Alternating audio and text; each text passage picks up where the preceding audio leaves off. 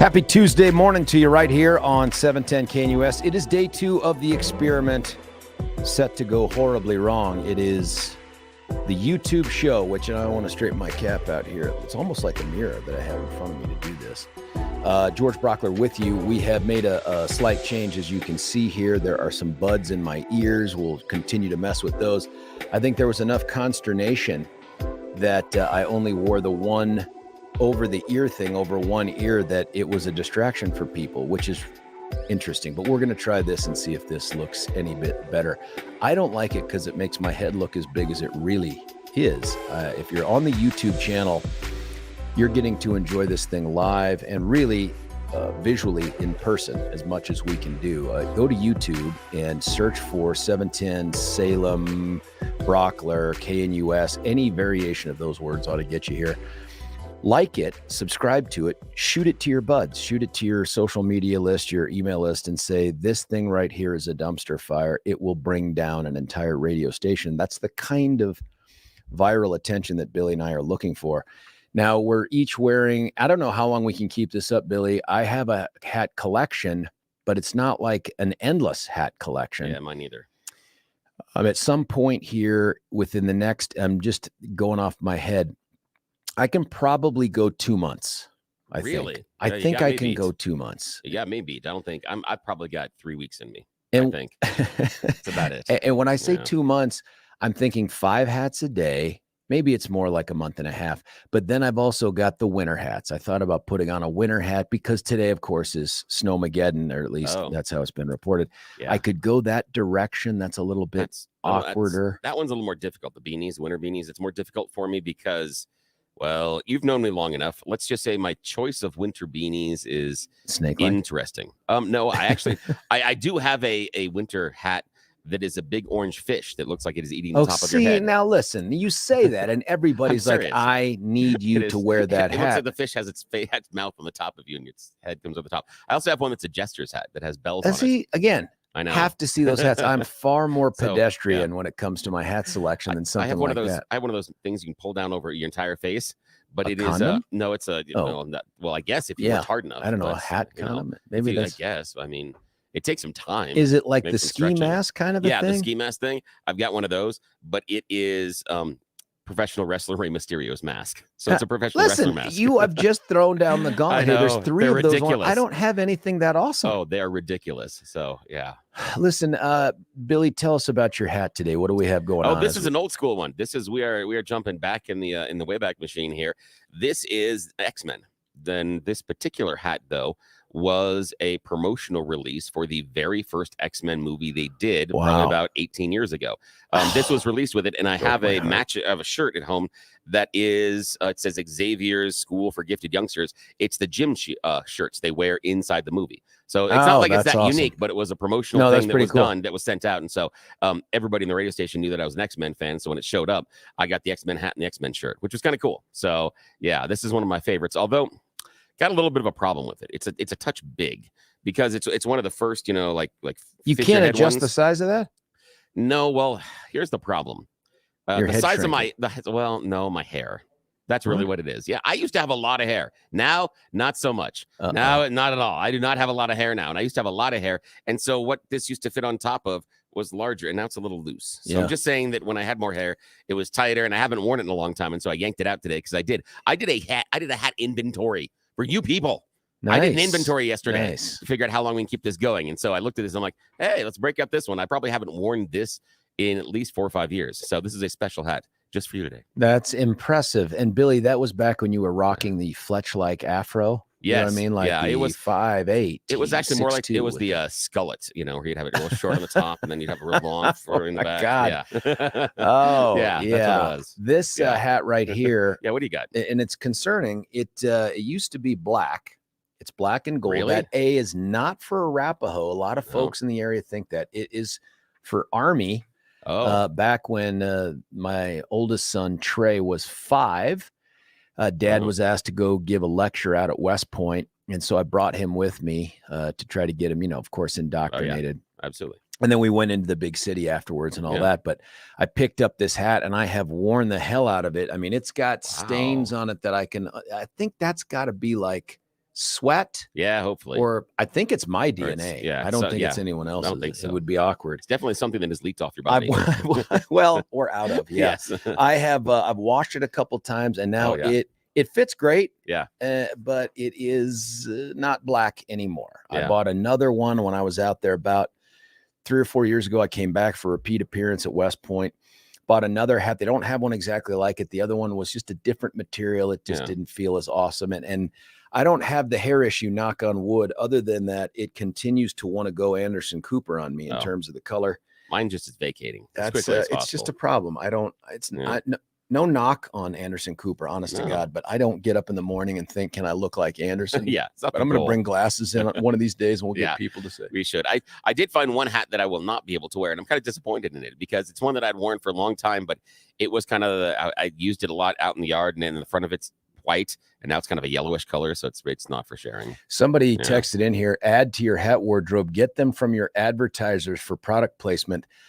I don't know if you've listened to our advertisers, but hats may not be where they're going with their advertising budget. Like Ribble Group, who we love, maybe Dan Caplis, you know what I mean? Like a Justice Cap or something like DJC to the rescue, something like that. But who else? Like Littleton Jewelers hat? Yeah, I know. A Step Denver hat? I mean, I like the idea. I do too. But and I'll wear free stuff. That's kind of like half of my wardrobe is radio stuff, and that's kind of what happens in this business. Is you have stuff that gets other people's logos on it. I've also noticed most of my wardrobe. In the old days there was a lot more flying the colors. Like I have an old 710 T-shirt, but I haven't seen those floating around for years. No, you know why? No, because the company has to pay for them. What? Yeah.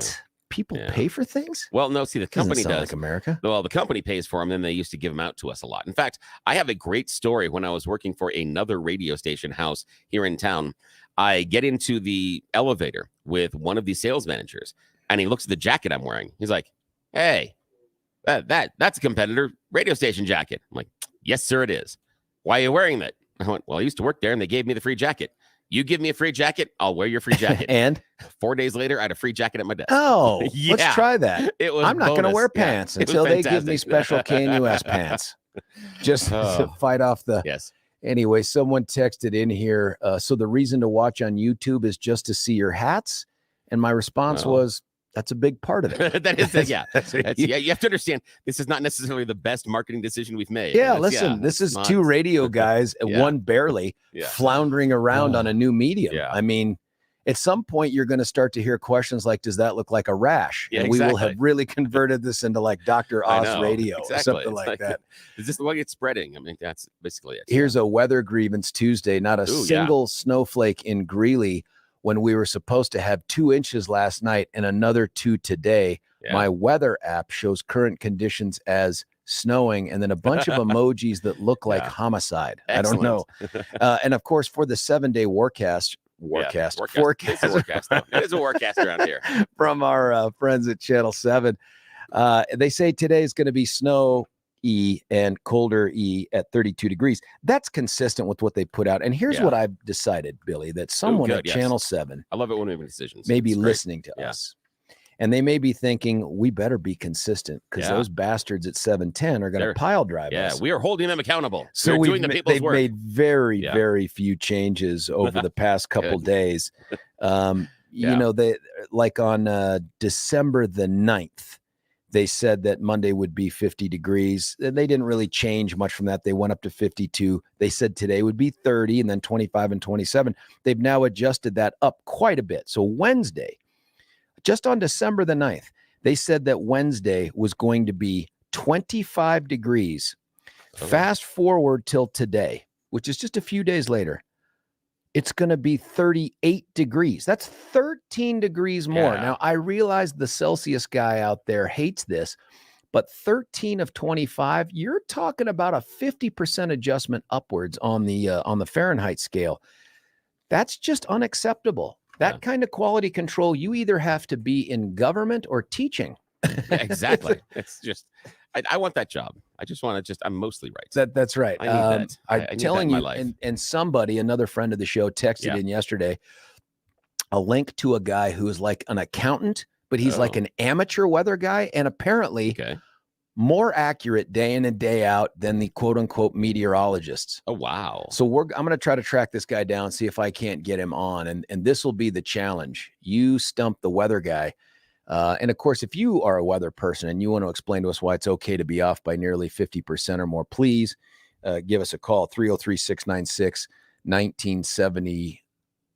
Here's another text. I'd love a "you choose the news" hat. That would be good. See, that's so smart. We need the nice. sponsors, Billy, to come up with those hats. And that. if they can't come up with it, and I don't want to dime him out by name, but Brian Taylor. Yeah. Brian Taylor, please write the check for the "you choose the news" hats. We could actually give those away. Here's one. Maybe what happened with Ted Knight with college sweatshirts in the TV series Too Close for Comfort. Fans can send you hats to wear. I like that. That is so I sweet. will take free stuff. Absolutely. The other problem with this is, by the way, unused, please. The used hats give me the heebie-jeebies / lice. I'm not interested in the. I'm a little malleable on that one. Depends on how cool okay, well, is. Billy, Snake Guy doesn't care about cooties. Yeah, my standards are much lower. If we haven't already established that, if you don't know already. The other problem that I've got this morning with this whole camera thing, I'm looking at you on the camera. Yeah. Is the fact that now I actually have to consider what I'm wearing in the morning. Before it was just kind of smells clean. Okay, let's go. That was about it. And you kind of look at the front going, not a lot of stains on there. Because again, most of the people are not here by the time we leave. So our personal interaction with human beings is minimal. And it was even better during COVID. So I'm just saying my wardrobe might have taken a little bit of a downturn. So now I find myself in my closet going, crap, I'm going to be on camera. Not happy about this. Just saying. It's going to be the general grievance. It's well, listen, I did get up this morning and eyeball the closet and think, do I go with another collared shirt? And then I thought, I got to stop living the lie. I'm not the DA anymore. I don't wear collared shirts unless I'm going to court or going to be interviewed on air, like on TV. And even then, it's just really questionable for me. So I went right back to what we would wear on a normal non-YouTube day. And it's liberating, folks. The Colorado mullet, as you know, was the business up top, party down south. I find that to be such a struggle. What's the just party all around? What's the casual wear all the time? Is it the retired look or something? Yeah, it's got to be. It's got to be just. I hate to say it, but it's probably what you see in some of those retirement communities where it's just like a one-piece jumpsuit.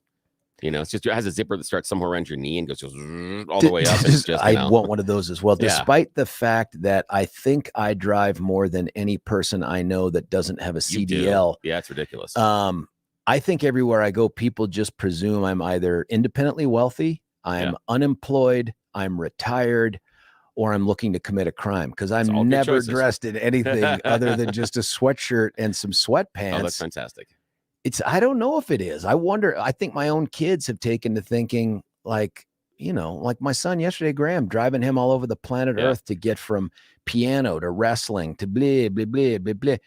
And he just comes up with stuff like, well, Dad, can we just go drive over here? I'm like, buddy, it's 8:30 p.m. We're leaving wrestling at 8:30 p.m. I'm like, Daddy wants to find a pillow, hopefully his own. You know what I mean? And just go nights. We have to can't we just stop by Dick's Sporting Goods? I'm like, no, we can't. Yeah.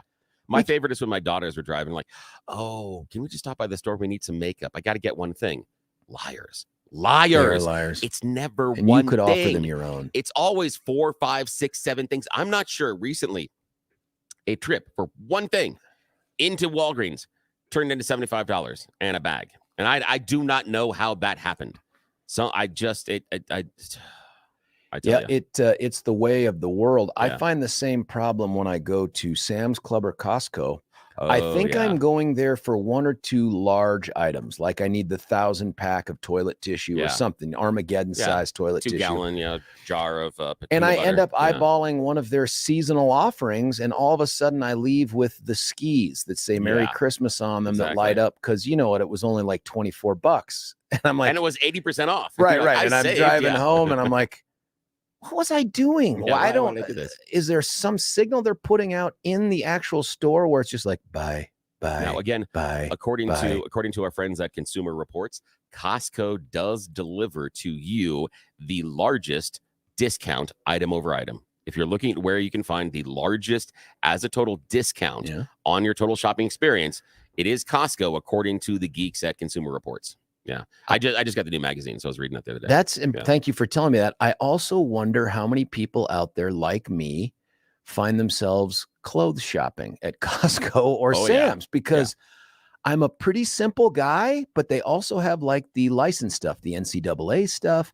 Back when everyone cared to wear Broncos things, they have Broncos stuff, Rocky stuff, and at a relatively good price. But the other stuff they have, I'm like, oh, this, I'm going to need this. I need snow pants. Don't I need snow pants? We picked up my son has a job where he works outside during the winter, and we picked up a series of lined pants for him. Or dirt cheap, great work pants, and exactly functional, perfect for what he needs. And on days like today, he's got fleece lined canvas pants. Are they from Costco or Sam's? Yeah, they're from Costco. Yeah, that's that was telling wonderful.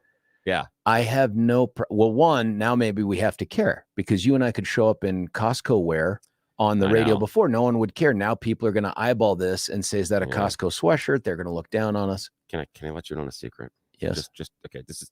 Okay, we should cover the. Just between you and me. Yeah, I got to cover that. I guess. No, I can't reach it. But okay, just between you and me, I have considered just going to the store and buying the same sweatshirt in like 7 different colors, just so I know I have a clean one every day and I don't have to worry about it. I know. I've thought about that. That is, there's some genius to that. Yeah. The online equivalent to Costco clothing, by the way, is Amazon Essentials. Yeah. I've gone Amazon Essentials a bunch. Yep. Oh, a bunch. Yeah. Yeah, that is just good quality stuff where they're trying to destroy the regular clothing makers by saying, we will see you at your using the little Chinese hands to make all your clothes, and we will one up that. We're going to infant creation of clothes or something, so they pay even less. Yeah, it's something like that. It's people that are, they're either criminals or they've done something bad. But the cost savings go on to you. So and I appreciate that.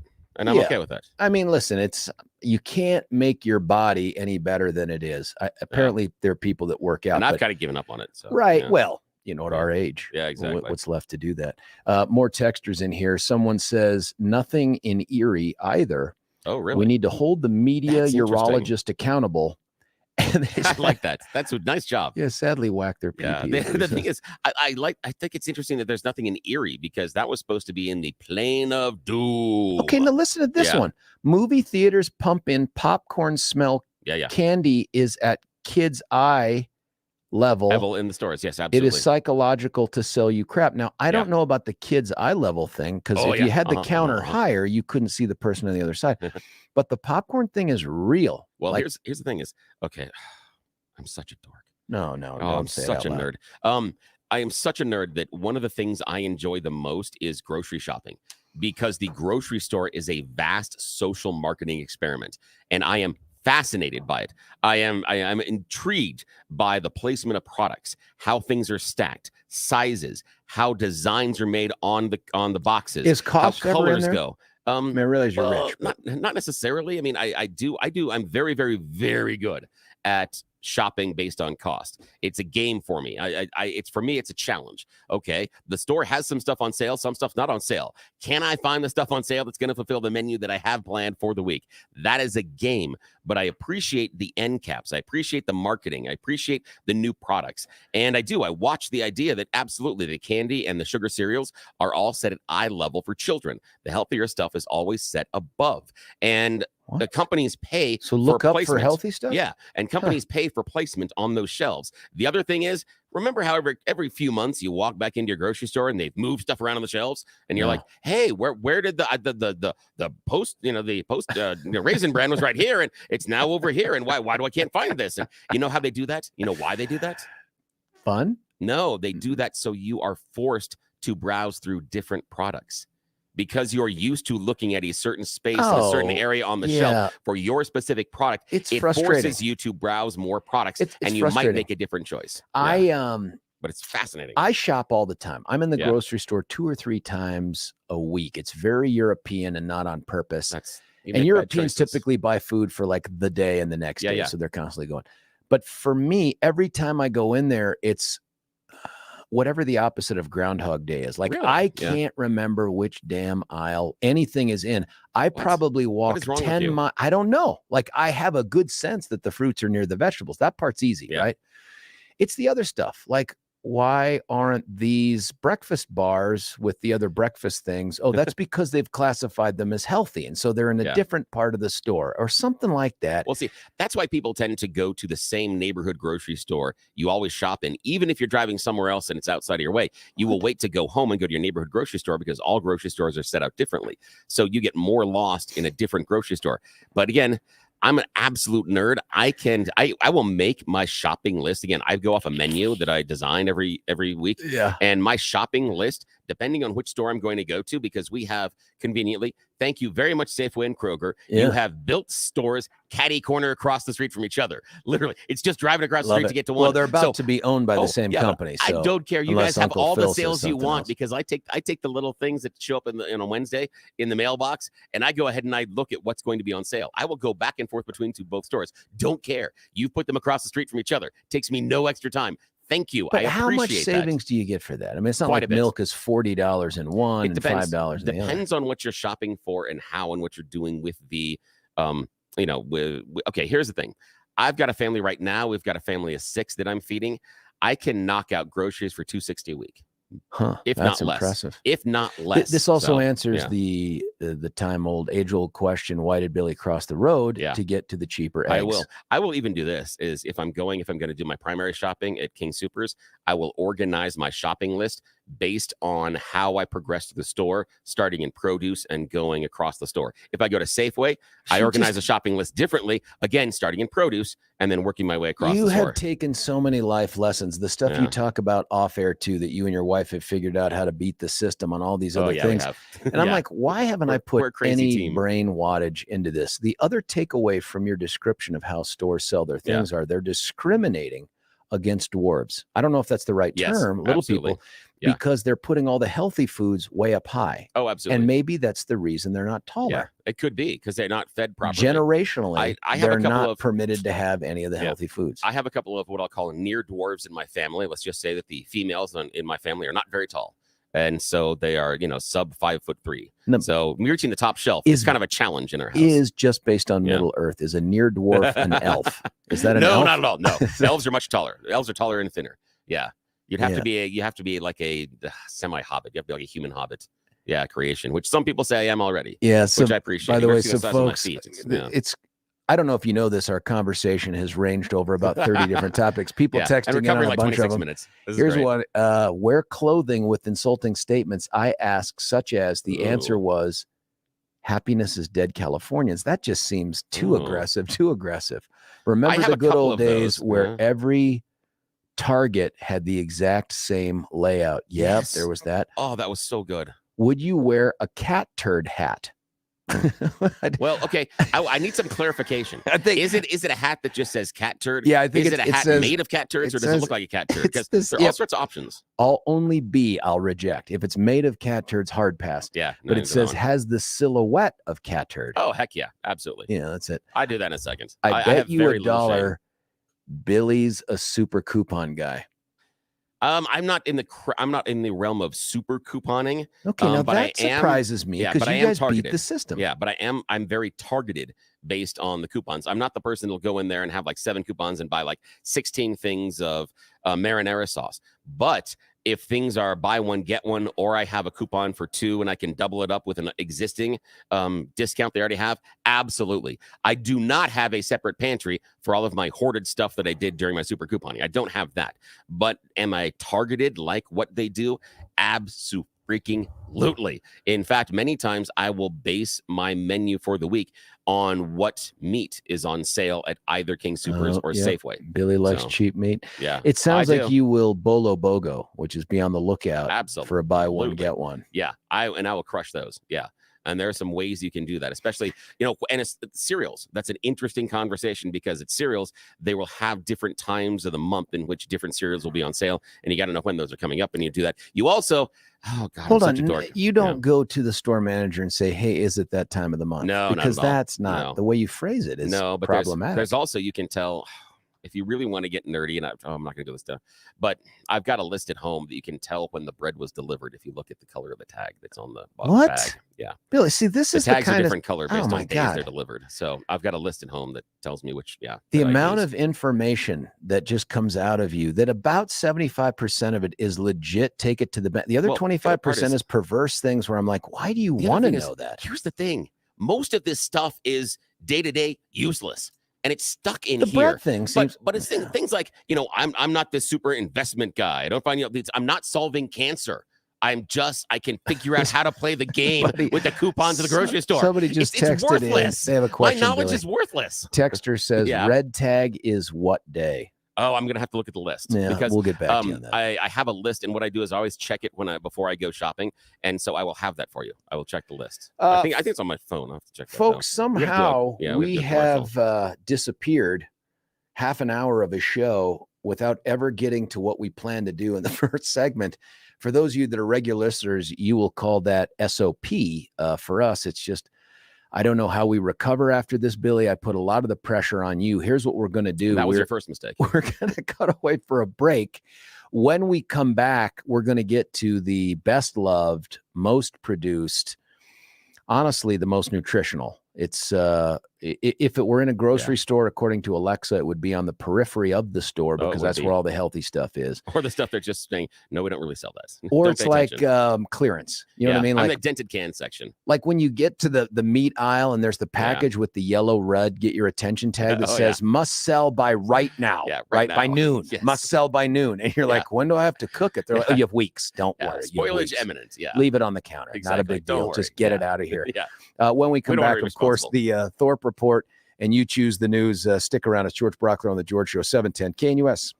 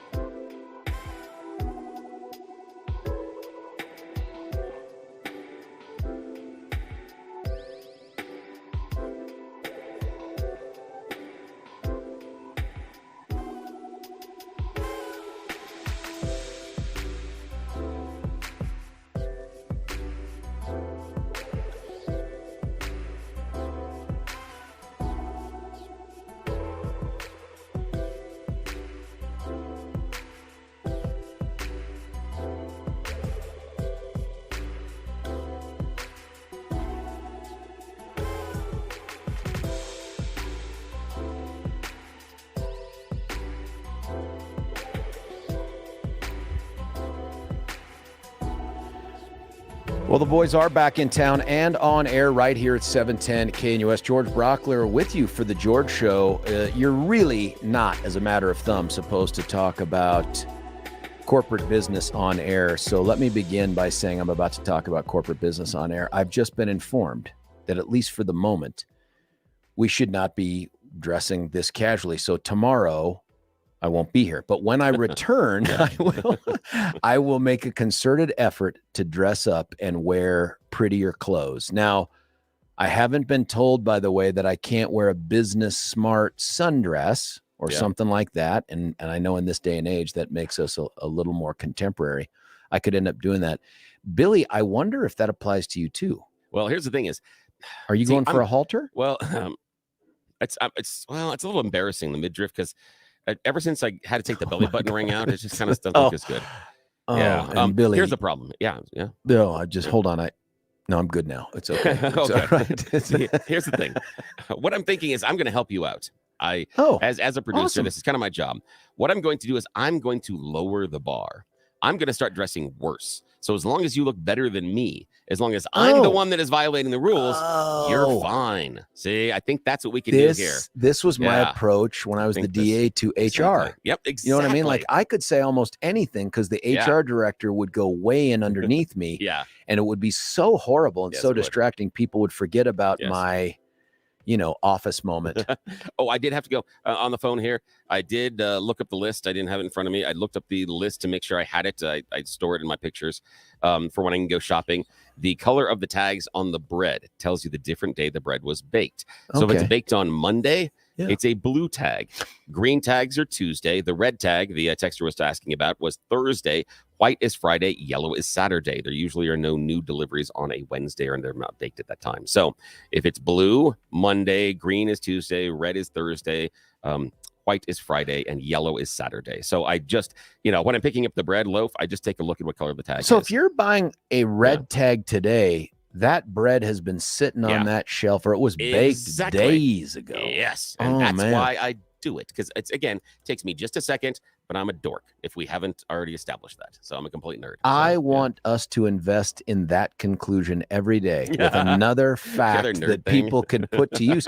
There are people right now careening down a snow-covered highway trying to get to their phone to make a memo about which color corresponds with which day. That's the genius of this show. It is. We solve problems. We're all about solutions. We're a little bit of well, except on Grievance Monday. That's true. When I got the district manager. Ooh, yeah. Big dance. Yeah. Oh, yes. This guy. Oh, it was good.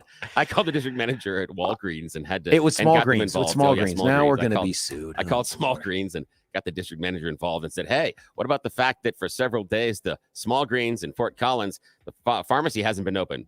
And they're like, well, it seems like a problem. Well, yes, it is. I agree with you, caller. That sucks. Exactly. So, they got involved. Yeah. So they're like, well, why is it closed? I'm like, I don't know. Am I now working for Small Greens? I mean, I'm already now working as the bagger. They asked you why it was closed? Yes. Did you just invent something like hostage situation? I said, I'm not sure. I don't work there. Outbreak? Good point. I'm like, I don't know. I mean, I'm already working as the bagger. Please hold while I go check. Yes, exactly. I'm like, come on. So they changed that yesterday. So that was good. That's a company on the ropes right there. I'm just telling you, when you're like, why was one of my stores closed? Why? Over which I have responsibility. Exactly. You know what? I don't. Is this a quiz? Are you quizzing me to see if I know? If I get it right, do I get a bonus? Do I win the car? Do I get the medicine? Yes. I mean, what do I need to do to? It's almost like real life claw game. It really is. I mean? Yes, like, you reach down, you think you've got it, and then it fumbles I can tell you how to win those things too. Again, but that's for a different day. Listen, I know how to win those. I'm a fountain of useless knowledge. It is ridiculous the number of things that I know that are completely and totally useless. Yet somehow I still manage to function in this world. Fountain is too. It confuses me as much as you two. It's a spout more than a fountain. That's true. Let's do this with the time that we have. I want to give it over to you to do at least the Thorpe report before we have to break away. Let's get to the real news, and then we'll get to the realer news. Sir, take the reins. All right. Thank you, sir. We're going to make this quick. Got more than a dozen school districts in eastern Colorado that are closed today due to blizzard conditions. Winter weather advisories are in effect for much of the high country and the western slopes. Denver area, we got some areas along I-25 corridor from Fort Collins to Castle Rock that have been added to the advisory through 3 p.m. today. According to the weather prognostications, they're looking at basically east of I-25 is where more of the snow is going to drop. So if you're west of I-25, you'll probably only get a dusting. The team that's accused of murder after a shootout with Aurora police officers at a shopping center last month has been charged as an adult, according to the 18th Judicial District Attorney's Office, friend of the show. Louis Rivas Newcomb, 16, is charged with 2 counts of attempted murder and 5 counts of attempted murder of a peace officer. According to court documents, the shooting happened November 30th at a shopping center near East 6th Avenue and Peoria Street in Aurora.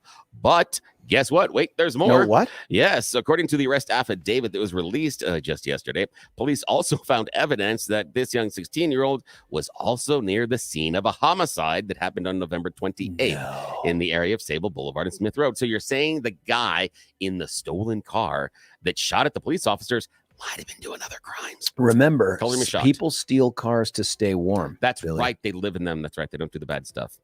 Suspect wanted in connection with the murders of 4 people in Aurora in late October has been arrested in Mexico, according to the Aurora Police Department. The 21-year-old Jofes Castaneda was arrested Saturday in a state of northern central Mexico, where it isn't important, but it was with the help of the FBI and local police officers. So he's going to be headed back here to Aurora to face charges. Wait a minute, he trespassed into Mexico to get away from America? Yeah, he did. He did. Well, a way to, get away from the murder. Maybe. Yeah, possibility. A former Cherry Creek High School softball coach has pleaded guilty to attempted child sexual exploitation after being accused of soliciting nude photos from an underage girl in Virginia. 37-year-old Paul Severston pleaded guilty on Monday to 1 count of attempted sexual exploitation of a child. He's going to be sentenced in February. The investigation began after the Virginia girl died by suicide in October of 2021. While they were investigating her death, the sheriff's office in Virginia discovered she had been communicating with Severston and several through social media apps, and including exchanging some naked pictures. So yeah, he's a slime ball. How old was this victim, this poor girl that killed herself? 16, I think. Oh my God, buddy. So, it's awful. Devastating. I know. We also have good news. The automatic recount yesterday confirmed that Republican Lauren Boebert won her re-election bid against Democrat Adam Frisch. The nail-biter of a race was about a 500-vote gap, just what they thought it was going to be. So the recount didn't do anything as we had anticipated. Thank you, Dominion. That is good. Nice job there. Also, yesterday, the ex-partner of the former Aurora police chief pleaded not guilty to the criminal case where she's accused of calling in a false child abuse complaint against the city councilwoman after the councilwoman publicly criticized the police chief. And finally, RTD riders needing to get downtown this week will prepare for 3 rail lines that are going to experience service disruptions that are going to start today. Monday morning, the RTD officials said the D, H, and L lines are going to be affected by necessary repair at the intersections of 19th and Stout Street. It was installed nearly 30 years ago as part of the D line. It's the oldest operating RTD line in the city. Work is going to take place starting today and go through Thursday, December 22nd. Regular service on those 3 lines is scheduled to resume on Friday, December 23rd. So, yeah, if you ride the light rail down there, don't get to do it as much. So, there's a texter that has texted in a picture from DIA, and this is a gentleman who's actually, based on the angle of this picture, he is physically on the runway. I presume he's either on the vehicle clearing it or he's running from it. Yeah. There's really that's the only way you can get this picture. Please update us your condition later. Yes. Yeah. And then, of course, we get a text in from Alexa. Oro wheat just prints the best if used by date. I do like that better because it's not like, hey, this goes bad after. It's just, you could still eat it after this. It's just better if you do it before. See, that's what I try to tell the kids. That milk is semi-chunky. Excuse me. Yeah. That's a scam. It's a scam? The used by date's a scam. The used by date's a scam? Yeah, it's a complete and total scam. No chance. Alexa's scam proof. No, it's a complete and total scam. The used by date is most often set much earlier than the actual expiration date of the product. And the reason why would they do that? Why? Because they want you to get rid of it and go buy new stuff. Exactly. That's the reason. I knew it. So yeah, so the expiration date, that used by date, is really just a suggestion. However, the one time in which I would take it more into consideration is anytime you're dealing with dairy. That's the part where you don't have as much leeway. Anything else, you got weeks after the use by date, at least. I've told the kids, it's just because there's a green sort of film on the bread, that can be scraped off to get to the good stuff. They don't believe it. Well, the thing is if you think about it, you get that green fuzz on top of the sour cream. If you go and you mix it around real quick, it disappears. All gone. And a It just little is gone, and and just so a I don't know. little bit of a pungent taste too It's- after that. I don't yeah. know that there's It's extra anything bad vitamins with and it. minerals. That's that's the vitamins and minerals working. It That's has what the it same is. impact as Colace, it by the does, way, when you yes. do it like that. Yeah. Things just fall out of you. Mhm. It helps Anyway, with don't care. Billy, I'm sorry I cut you off on the That's Thorpe okay. report. Oh no, I'm done. I'm done with that one. We What? can do the silly Well, stuff. let's do this. Let's cut away for Yeah, a break, let's do come that. back, and let's jam on the You Choose the News. At 7 o'clock, we're going to be joined, I think, by Josh Scharf. Oh well, no, he just backed out on us, unfortunately. What? He's Because ill. of the snow? Well, actually, he's blaming you. Hold he on, said, ill? He said what he did is he looked, he saw you on YouTube, and he goes, "I'm not going on that show. Guy only wearing a hoodie. I mean, seriously, that's just. By the I way, am not. He's not going to lower his standards to be seen with us. for There's the no way. dude that works out of his house, being ill Yeah. is irrelevant, right? It's I not know. like I've got to go Yeah. into the office Oh. and put on a clean sweatshirt. This dude rolls out of bed, Yeah. walks by a sleeping baby and his wife, I presume, Yeah. and the nanny, and then goes into a place where he just talks. Do we care if he's ill? Well, the thing is, his voice sounds like crap. It sounds like We love that. I he want sounds Brenda like, Vaccaro. It's like bad. It's like really, really bad Darth Vader. So it's not. We're gonna have to let him. Wonderful. He needs some time off. So he needs some time off. We'll catch up with him later. Well, Maybe when your Josh, turn. thanks for nothing, I know. buddy. You I and s- your health. I know. Well, Thinking listen, of only himself. we're He gonna doesn't understand. This is about our needs. we're gonna cut away with a break, and then we're gonna come back and hopefully jam on the You Choose the News. Otherwise, we may have to do that in the 7. Billy and I will discuss. Stick around. George Brauchler on the George Show, 710 KNUS.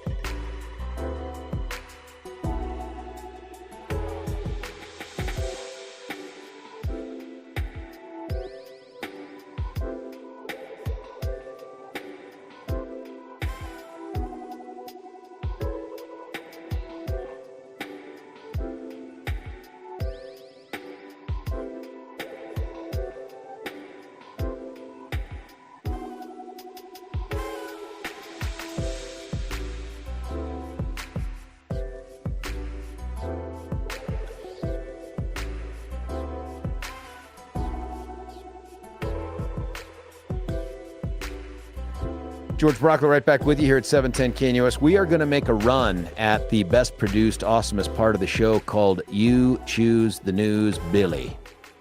Good morning, sir. Yes, it is that time where we play everybody's favorite radio news game show. Oh, yes, even yours. It is time for You Choose the News, where we have scoured the interwebs for absolutely ridiculous stories, giving them stupid headlines to play this fake radio news game. Why? Well, because they haven't told us to stop yet, honestly, so they just keep doing it. But today we are proudly sponsored by the Peter Boyle's Commemorative Weather Rock. Yes, we will talk to you how you can forecast the weather better than those meteorologists by simply looking at a rock. We'll talk to you about that amazing invention in just a few minutes, but first, we must play the game. Alrighty, sir, here are your choices this morning. Headline number 1, well, it's not Toonces. Headline number 2, embrace the future alone.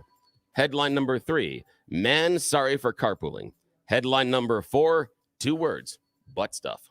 Alrighty, Damn sir. it. Your headline Billy, again today. you can't confront me with a driving cat and butt stuff. I know. So here are choices. It's not Toonces, embracing the future alone, man sorry for carpooling, and 2 words, butt stuff. Your choice, sir. Choose well. Butt stuff. All right. We are here going to talk to a young lady in Los Angeles, California. Thank you, David Letterman. She's a 23-year-old named Rachel Velasco that recently showed up at 3 a.m. at the hospital in undescribable agony and somewhat covered in blood. She said she'd never been in so much pain. She actually said she felt like dying. She said it's a burning. She keeps passing out. She's going in and out of consciousness. She's nauseous.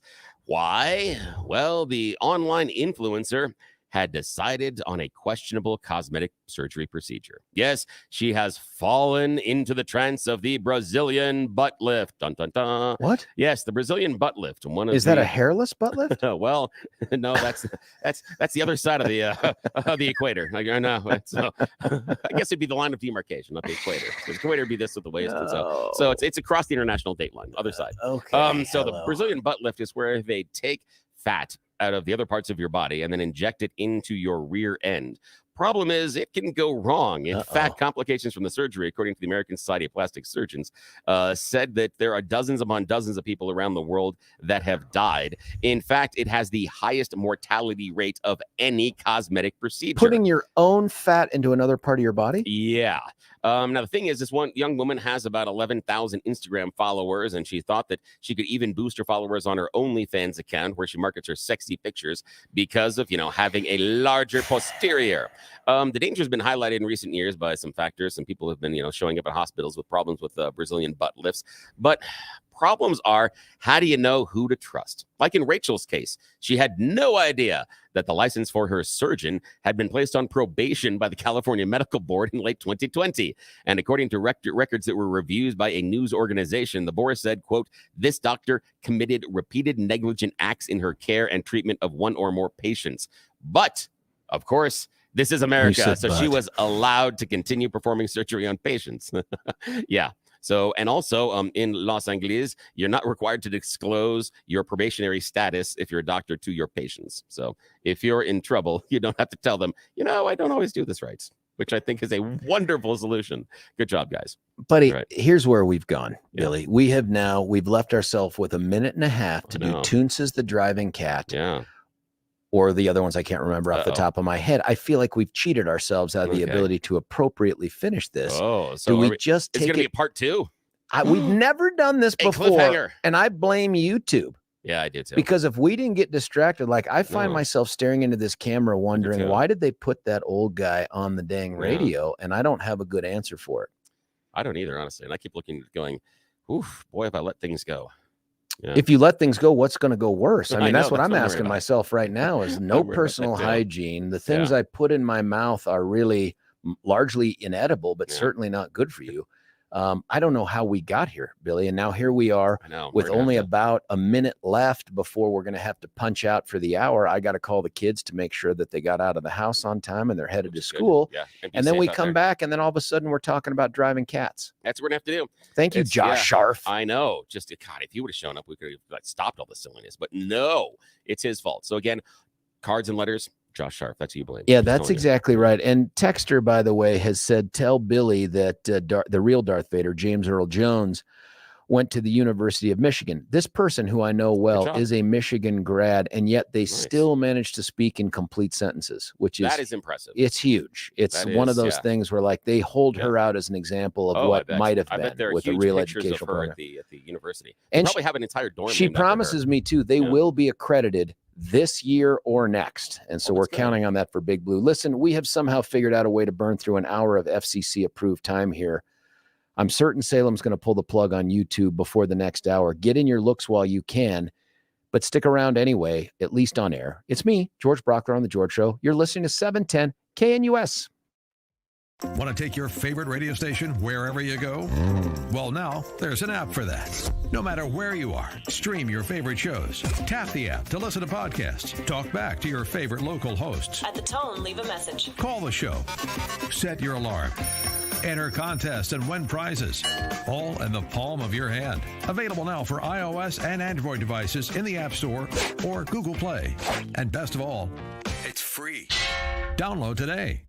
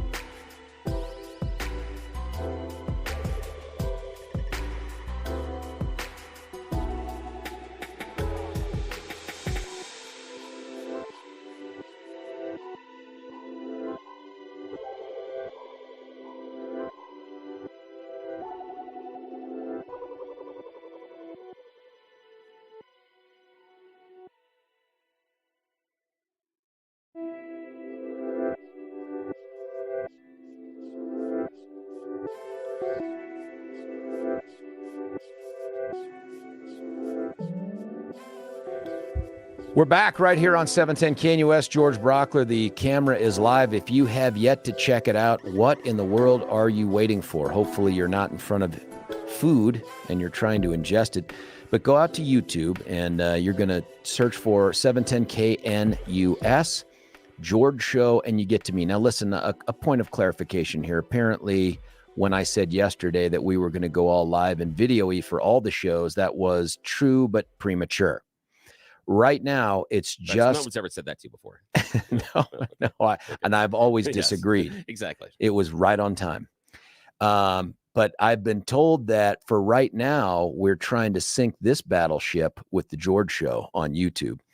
So we're up to the challenge. If many of you tuned in to see if Deb Flora really is taller than she sounds on radio, I'm sorry. Like, there were folks apparently that reached out to the station or Deb and were like, George is a liar. That may be true, but I wasn't trying to on that topic, right? I'm just... Not that day. Yeah. I'm just premature on that. Yeah. You know, that doesn't make it a lie. And you can't see Stefan too, which is tough. They wanted to do a remote from one of the many establishments that he frequents in the 4 to 5 o'clock hour, and they couldn't do it. The lights aren't on. It's very dark. That's right. Walks outside many times and has that sort of cat reaction. Yeah. But that's going to come up later. So for right now, it's just us. Go to YouTube, check it out. If you've ever had that sensation of seeing someone and not knowing how they sounded, like Mike Tyson. You see Mike Tyson, he gets in the ring, he beats the tar out of human beings at least decades ago. And then you hear him talk and he's got that little voice and you're like, oh my God, I didn't expect that. This is the opposite of that, right? Like, you expect someone far more sophisticated and perhaps better looking. Instead, you turn on YouTube and you think, this guy clearly hates hygiene, one, and two, has been the victim of several assaults in and about the neck and face area. Yeah. Someone's attacked you. I always have liked that, though, personally. Today. The idea that, Mike Tyson, big fighter, looks great, but then has this weird voice. I also personally took that as I'm a monster. A lot to sell us with David Beckham because, absolutely, gorgeous human being, married to a beautiful woman, lots of money, but talks like this. Love that. Thank you. Thank you, God. Appreciate you. One for you. Yeah. Appreciate that. Thank you for at least knocking that guy down one peg. Yeah, that's it hasn't. I mean, he got posh with that voice. I got knocked down 70 pegs. Yeah, but I think he got posh with that voice. I don't know. Was that the best one, really? I don't know. Anyway, so what we did here, ending the 6 o'clock hour, was something we've never done before. And I think that's the definition of unprecedented. No. Okay. It was when we interrupted You Choose the News. Usually when that train leaves the station, it has to go uninterrupted, even if we blow through some of the softer breaks in the hour. But we couldn't blow through the 5650 break because that is the end. I mean, like, we can talk all we want. Yeah. We get ripped off the air, whether we want to or not. The computers, Skynet takes us off. So we got through one story, and it was called Butt Fun, or what was it called?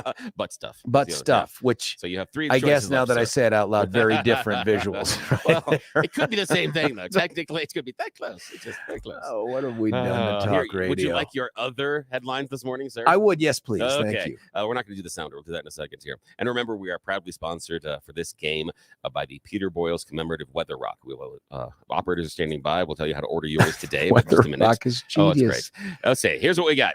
The three remaining stories, your choices are It's Not Toonses, Embracing the Future Alone, and Man Sorry for Carpooling. Your choice, sir. I got to go with Toonses. In fact, Toonses. If you're out there and you don't know who Toonses is, either you were a hostage in the 70s or 80s somewhere abroad, or you're under the age of 40. Yeah, exactly, which disappoints me either way. Police in Texas say they have apprehended a reckless driver. See, the owner of one of two vehicles said he saw the suspect barreling down on him, but was unable to avoid the crash. And it said, right here in a parking lot, just smash. Police then investigated the scene and found out the culprit was a dog. What? Yeah, I know it says it doesn't sound feasible, but the Kilgore Police Department said that the dog That's not definitely real. had a guilty look on his face. According to police, the steering column had prior No. damage that allowed the pooch to accidentally place the truck into drive. The lace the dog was wearing was also believed to have gotten caught on the emergency brake and then released it. So, yeah, evidently the doggy got a little antsy waiting for his master inside of the cab of the truck and started it going. So This yeah. feels a lot like Benji from Oh Heavenly Dog. Oh, the yeah, it old does. I remember Benji. Chevy Nice. Chase, I think Yeah. 1980 movie. That feels like the dog was possessed. Exactly. That or Shaggy DA. Remember that one? Oh, the Shaggy D. Now you're Yeah. going back a couple extra yeah. decades to Yeah. We're what's going his early name? 70s, Isn't that yeah. Fred McMurray Yeah. from? Yep. Yeah. Alrighty. Yep, I did that with my mouth, folks. Good You job. know that from Yeah. YouTube. It And is, I'm yeah. sorry. That's the quality entertainment you get at the show. Well, all right. Here's your final choice this morning. Start embracing the future alone or man sorry for carpooling. alone. Embracing the future alone. We're going to go international for this story, all the way to Brussels. Yes, the capital of the European Union, because they had a wonderful plan earlier on. The EU Commission on Foreign Aid decided they need to connect, with the young kids. They need to make sure the young kids understand the value of the European Union after the mess that has become Brexit. So they decided to, do what the hip young kids do. They splashed out about $500,000 to create an EU metaverse. Yes, it is a virtual, digital, online square where people are going to be able to log in, go to virtual concerts, meet others, and learn the amazing things about the EU bloc. In this special event, they sent out thousands upon thousands of invites to all the youngins and saying, listen, come on in. It's going to be a virtual DJ. We're going to have a concert. Did you say DJ? Yes, it's a DJ. Okay. Yes, yeah, not with the B. So the virtual DJ, they're playing music on repeat, and it's going to be a huge party. And the idea was, hey, you get the kids doing the music thing, doing the virtual reality thing that they like to do, and then we can talk to them about the EU. The event's target audience, according to the commission, was 18 to 35-year-olds who identify as neutral about the EU and are not particularly engaged in political issues. No words on whether or not they are furries. I'm just saying, I may have added that last part. Brussels unveiled the metaverse in mid-October. And, well, so far, nobody cares. They recently threw a party. They sent out thousands of invitations. 6 people showed up. 6. So the EU has spent $500,000 creating the metaverse to advertise the EU. And so far, it's attracted 6 people in the target audience. Wait a minute. 6 people in the metaverse. Yeah. Where is this? The EU. The EU did their own thing. You can create your own area. Who in are the 6 people? I mean, that's the story. I don't. They didn't tell us, and they're probably a good idea because you're probably not gonna. Yeah, do a good thing after that. So, yeah, I just think it's very funny that the old people think that the metaverse is the hip new cool thing when any of the kids know metaverse sucks. It's just really maybe it's the stupid. way it's spelled and people think what they're hearing is ew. Yeah. But it's EU. Yeah. It's EU. It is EU. It's awesome. It's not you. Yeah. And speaking of EU, yes, it's time that we end this travesty of a game show. That is the end of You Choose the News. As always, George is your winner. I'm a giant loser. But we are today proudly sponsored by the Peter Boyle's commemorative Weather Rock. Yes, use the patented Weather Rock when it arrives hanging outside your window. Here's the thing. You look outside. If the rock is dry and warm, it's a sunny day. The rock is wet, it's raining. If the rock is covered in white stuff, probably snow. If the rock is moving, it's windy. If you can't see the rock, that means it's dark. You dummy, go back inside. All righty. Operators are standing by. Order your Peter Boyle's commemorative Weather Rock today. Back to you, sir. Thank you, Billy. That's a part of the show that typically wraps up in the last hour. It has slowly migrated from the first segment into the second segment, which I appreciate. Yeah, I appreciate all that. Yeah. One of the texters, by the way, referencing something we discussed in the first hour, said, Mom was from World War II era England, and if we ever complained about mold on the fruit, she said, just eat it. It's penicillin. Oh, high five, Mom. That is a great comeback. That I is, love that one. Yeah, that's a good answer right there. Listen, when I say migrated, that's not just by random choice that I picked that word. Here's what's going on. You heard in the Thorpe report a couple different stories that touched upon immigration. And if you listened to yesterday's show, you remember that we had a busload of immigrants that were brought here to the metro area and dumped on us. And again, it's not inhumane to say that, because I'm pretty sure you and I weren't asked, do we want to just have NGOs, those are non-governmental organizations, take busloads of immigrants from other parts of the country and drop them off here in Denver? Because here's the bottom line. Who provides them services? That's right. You and I do, through our taxpayer dollars. This isn't out of just the goodness of our heart. This is forced when the government allows that to happen. And that's okay. Maybe you feel like, hey, that's our obligation to those who want to get into the country without following the normal legal course. That's fine. But that also has a flip side too. Our porous border, as you know, was something that, and we don't have confirmation of this, but that story about the Aurora man who killed 4 people, folks, that's mass murder territory right there. That is a mass murderer in Aurora, killed 4 people on October the 30th. That mass murderer fled across our porous border to central Mexico, where he was finally apprehended through multi-agencies, including the FBI and even some local police officers in Mexico, which is, just based off of the stereotype, amazing in and of itself. There's also something down there called the Instituto Nacional de Migración. I'm sure I'm mispronouncing that, but you get my point. They also participated in this. Apparently, Mexico has an immigration office that also wants to keep people out of the country that shouldn't be there. That's so weird. This guy's name is Castorena. I'll try not to repeat it too much. He's right now in Phoenix. This guy murdered, related to apparently a woman he'd had a relationship with, but he murdered 4 people. Cops rescued a woman and 2 young children. This is some sort of ongoing domestic thing. This is kind of a big deal, right? This is a guy who in other days might have faced the death penalty. And why that matters is this. If he had faced the death penalty here in the state of Colorado or even the United States, Mexico would have refused to turn him over until the prosecutor, and I know this because I had to go through this decision on a different case. The prosecutor promised not to seek the death penalty. That's crazy, right? But that's the way it works. So now we get to bring him back because we don't have the death penalty. But here's the kicker. You know who's paying for his criminal defense.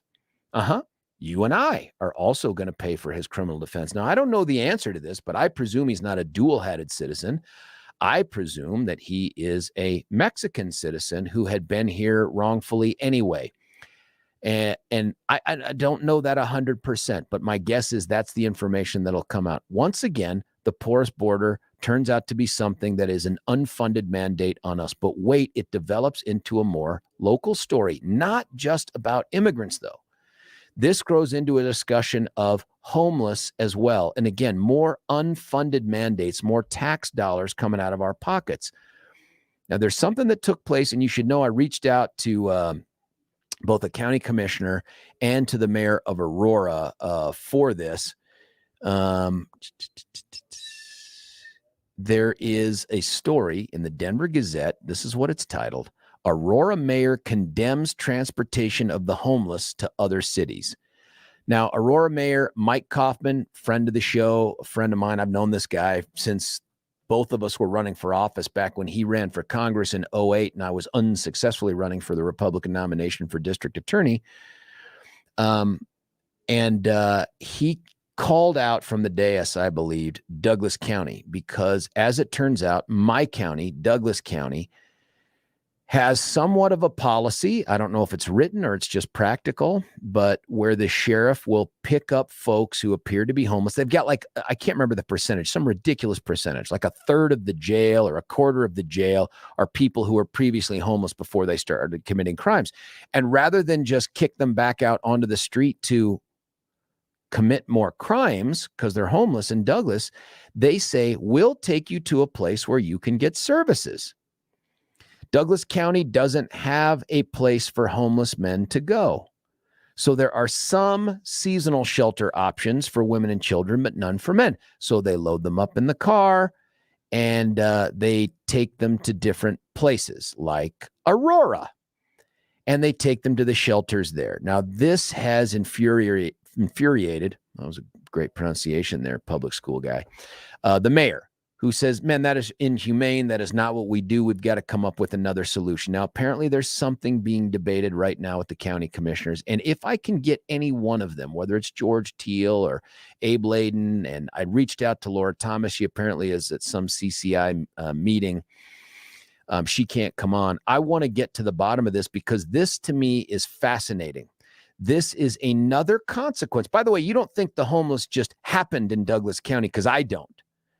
I don't think very many homeless just happen in Douglas County. It's a very, very wealthy county. It's also a county that tends to take care of its own. My guess is these are homeless who have come from some other part of the state and maybe even originally some other part of the country that came here for the promise of, I don't know, being in the weed business or weed or something that didn't work out. And we have made it so permissive here to be both an illegal immigrant and to also be homeless that, again, it's another unfunded tax. Part of me sees why Aurora would object. Like, holy smokes, man, these are people in your county. You're on the hook for taking care of them and figuring out what to do. I also see Douglas County's point, which is doublefold. One, we don't have a facility for men. Now, imagine Aurora would say, well, build one. Come up with something where you can take them. That's, again, another unfunded mandate. Thank you for the Denver Boulderites who've helped to create such a permissive homeless environment. But then the answer from Douglas County is we're not just going to drive them up to Aurora and dump them anywhere. We're taking them to the shelters that you already have in place. We're doing the most humane thing that we can. And so this gets me to a question that I'd love to have your input on, depending upon where you live. Do you support this? Sort of the helping out the homeless by dropping them off where they can get the most services. And if you ask me, I think maybe we drive them all to Denver. Denver is the source, in my opinion, and based on numbers, of the greatest populations of homeless that's out there. They've created the environment. The Denver Boulder legislators have created this permissive environment. The Denver City Council has created this. We wanted to have a no camping ban thing. Maybe they ought to get the benefit of the fruits of their labor.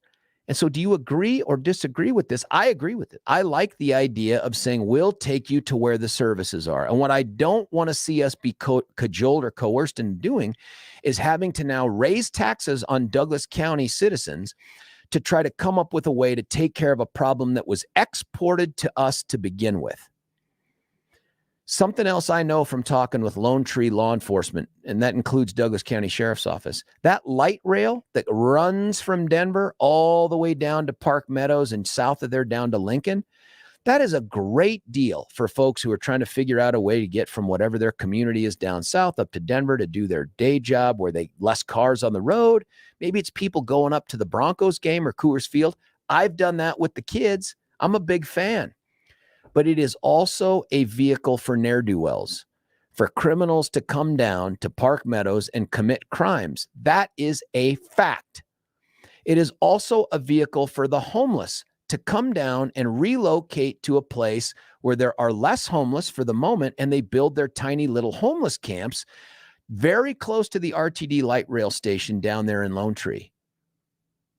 Why is all of a sudden that Douglas County's problem? Why is all of a sudden that a Lone Tree taxpayer issue that we now have to figure out how to take care of them? And this is a broader question. And I'd love to have this conversation with you. 303-696-1971. Maybe one of the biggest issues of the future, maybe at the current time, but that can be addressed in the future, is how do we make sure that the smart folks there in the General Assembly from Denver and Boulder who dominate policymaking are actually on the hook themselves for their failed social policies? And one of the ways to do it is to find out where these homeless people are from and take them back there. And it's not a question of a constitutional right to travel. Of course you do. But the choices are either leave you on the street, which seems inhumane, or find a place for you to go where you can get the services necessary. Now, I leave open the possibility and the reality that there are some homeless people out there, and we know this from, again, Mayor Mike Kaufman, who spent, I think, 14 years undercover as a homeless person. I can't remember the exact amount of time. It felt like a long time. and said, hey, a bunch of these people just want this lifestyle. It is easy to get 3 hots and a cot if you want it. They just don't want to be bound by the rules, man. They don't want to be bound by societies. You got to go out and get a job and do all this other stuff when they can live on their own terms. And apparently society will just take care of them to do that. I object to that lifestyle, by the way. I object to us supporting people who make that decision. You're on the hook for your own existence. If you need support, we can help you, but not as a long-term solution. So the bigger question here is, in this debate between Aurora and Douglas County, and I know right now, according to this article, they're working on some sort of an Aurora-Douglas County shared thing where they can take these people. Is it inhumane for Douglas County to ship homeless out to some other place? You agree or disagree with that? My guess is if you live in Aurora, you're like, hey, Douglas County, keep those homeless people. But if you're in Douglas County, they didn't grow here. We didn't import them or solicit them to come here. I don't understand why we're on the hook for them. Is that cold-hearted? Is that an unchristian point of view to have? 303-696-1971 text coming in. I seriously do not understand how we let illegal immigrants in our country. They are set up to be dependent on government or NGO funding. I can't hire any of them because they don't have appropriate documents for completing an I-9. Without legit employment, how do they rent apartments, open bank accounts? Seems like a setup for failure. It is, but really what it's a setup for is mass amnesty across the board. You know that's what the Congress wants to do. That's their solution to homelessness. It's to not turn off the spigot. It's to just throw a towel down on the floor and catch whatever water is dribbled over the edge of the tub for the moment. Here's a thing right here. A lot of homeless in Douglas have a home. I think Kevin Duffy said 75%. That's interesting. Kevin Duffy is, of course, one of the chiefs out there at the Douglas County Sheriff's Office, been in the business a long time. I wonder what that means, that they 75% have a home. You mean they just left their home to go live on the street? Interesting. Listen, a lot more text coming in. And by the way, you can hit us at 710knus.com or 710knus app. I'd really love to have the conversation. What's wrong with what Douglas County is doing? Do you support that? In fact, my suggestion would be we find out where all the homeless are from and we just take them back there and help them reconnect with the family and friends and the community that helped to grow them. And then when they're in a position to make better decisions about taking care of themselves, they can go wherever they want to go. But to simply relocate with the hope that that government is going to take care of you, what are we doing, folks? What is this about? And that brings me back to my other plan. My other plan is I want to see district attorneys and law enforcement executives start calculating the origin of the criminals that commit crimes in our jurisdiction, whatever the classification of crime is, and however much they get sentenced to prison in our jurisdiction. That bill should go to the community that let them out on bond or probation or whatever. So whatever judges in Denver are cutting people loose, or even Douglas County, you're cutting people loose to go back out onto the street. They go into another community, commit a crime. That community ought to send the bill back to that judge. And I'm not saying pay for it out of his own pocketbook. I'm saying that county's on the hook and we should keep track. And now every 2 years when judges are on the ballot, we can say, you've cost us, your crappy sentencing has cost us X number of hundreds of thousands of dollars from all the crimes that were committed for the people you put back out onto the street, either on cashless bail or something else. That feels like good government right there. You get held accountable for your mistakes. And then we focus our attention on the meteorologists. We're coming for you, weather people, coming for you. Stick around. We're going to do more of this. I want to hear from you. Phone lines are starting to light up. 303-696-1971. Text coming in as well. It's George Brauchler on The George Show, 710 KNUS. Want to take your favorite radio station wherever you go? Well, now there's an app for that. No matter where you are, stream your favorite shows. Tap the app to listen to podcasts. Talk back to your favorite local hosts. At the tone, leave a message. Call the show. Set your alarm. Enter contests and win prizes. All in the palm of your hand. Available now for iOS and Android devices in the App Store or Google Play. And best of all, it's free. Download today.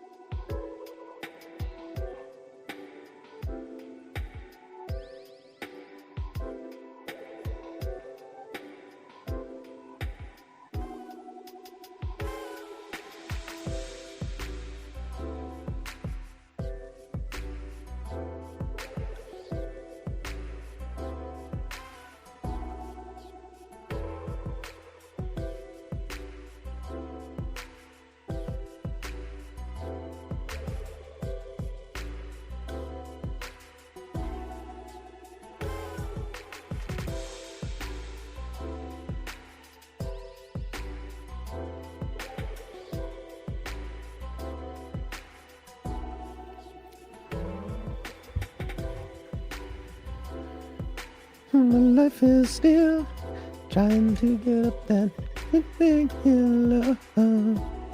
George Brauchler right back with you here on 710 KNUS. Lots of texts, lots of calls. You keep trying. I'll let you know when the line is open. 303-696-1971. Here's one. They're begging and appear homeless, but they take them back to their actual homes. It's because it's easy to get money on the corners in Douglas because our citizens are generous. By the way, I love y'all. It's good to see you two on the video. Now, contrast that with a wonderful listener who said, I tried YouTube, but prefer listening. It's more like the book is better than the movie. I'm a Colorado expat who tunes in daily for the You Choose the News segment from Arizona. Thank you for that. Here's one. That is a great idea, that judges be held accountable. Booyah. I agree with you. We have no metrics to hold them accountable. Let's start with, who are you putting on the street and did they commit another crime? And then somebody, I don't know if you're a recent listener, but someone has texted in, Billy, with, what is your issue with weather people? I guess I can distill it down into one word. Yeah. And that word is fraud. I just don't believe that they know the stuff that they say that they know. On the other hand, just a little bit of a diversion. Yeah. You came in and said some weather prognosticator said that the snow would be worse east of I-25 than west. And sure enough, Mark confirmed west of I-25, there was no snow. And I know east of because I am east of I-25. Me too. Yeah, there's a lot of snow. Here's one. Aurora didn't cause the problem either. Stop bringing them to Aurora and take them to Denver and Boulder. They have many more resources than Aurora does. I could be down with that. I just like the idea that we're trying to find the origin of the folks that, and I'm fascinated too by the idea that many of these people actually have homes in Douglas. They're just posing as homeless so that they can beg on our street corners.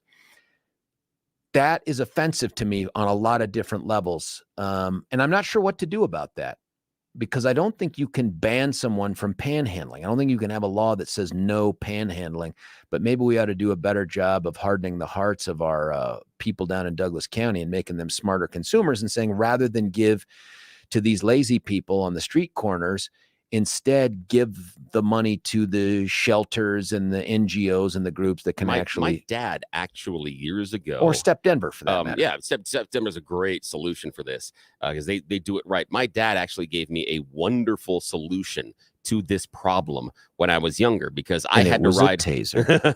No, it was what was this small knife that I still carry. Oh my God. You just got to make sure to keep back. I'm telling you, no. I had to ride the bus to and from school when I was younger. Now, we're not talking about public, we're talking about the public school bus. I had to ride public transportation. Okay. I'm rocking the rough, tough, and dirty when I'm a young kid. Oh, booyah. That's RTD, folks. Yep. So my dad very smartly said, listen, you're going to have a lot of people that are going to hit you up for money, etc. And he handed me a $20 bill. And he said, put this in one small corner of your wallet. Keep it. And what you do, and he said, especially in the mornings, because I had to go downtown before going out to school to get to school. So he said, especially downtown in the mornings, they'll come up and they'll panhandle you. He said, you know what? I won't give you the money, but he goes, find 2 or 3 cafes in the area and say, walk in here, I'll buy you breakfast. Make the offer if they're really hungry. They'll never take that ever. 4 years of going downtown and having to get these connections back and forth. Guess how many times a homeless person, or at least a panhandler, took me up on my offer of free breakfast? I'm going to round up to 0. You are correct. I still have that $20 bill 4 years later. Yeah, your dad's never asked for the money back. He never got his 20 back. Billy. Well, they can't now, but I mean, I know, but still, it's now you're getting me in trouble. You've kept it. That's all right. And I'm gonna have to put it in. Let's go to the phone lines right here. Brian, you're on 710 KNUS. What do you think, sir? Hey, good morning, George. Hey, sir. I used to have a harsh view of the homeless, and recently it's kind of changed. We went to Vegas recently. Yeah. And the homeless situation there is out of control. And in speaking to the Uber drivers and even some of the Metro police down there, because they're around, it's so overwhelming. They're not pushing them off the strip anymore like they used to. They're just letting them hang out, huh? They're letting them hang out around the entrances, everything. And I saw what I saw mostly is mental health. Really? To where my kids were scared. There was people sleeping in the lobby of the Caesars Palace. Now, you tell me. What was it about them, though, Brian, that made you think that mental health was their issue as opposed to something else? And it could be addiction. Maybe it's a choice. We know that that's a possibility. How did you determine that? Well, some of them are just kind of delusional, where they were just talking to themselves, Okay. schizophrenic. They were, yelling at people randomly. I saw one lady was really out of control yelling at people. So I think there's a lot of mental health issues going on. Whereas at the beginning, I used to think, well, they just want to be that way. But I think we debated this at work. We need to separate somehow, build facilities where we're like, if you need help, you go here, and it's like a homeless hotel with healthcare professionals, with medical professionals. Now that If I you could don't, get behind that, you know, Brian, if it's about providing services to those in need, whether it's a broken leg or a broken brain or whatever, I'm down with that. I just don't see that being the driver in Douglas County. And this thing where this texter came in and said, hey, one of the chiefs out in Douglas is saying that the majority of these people are doing this as a means of staying, flush with cash, as opposed to not needing a home or something like that. Those are the people happy to figure out something else to do with you. But I'm not convinced the vast majority of people that are homeless are there because of mental health. But you bring up a good point. I don't want to be you're right. insensitive And to I their think need.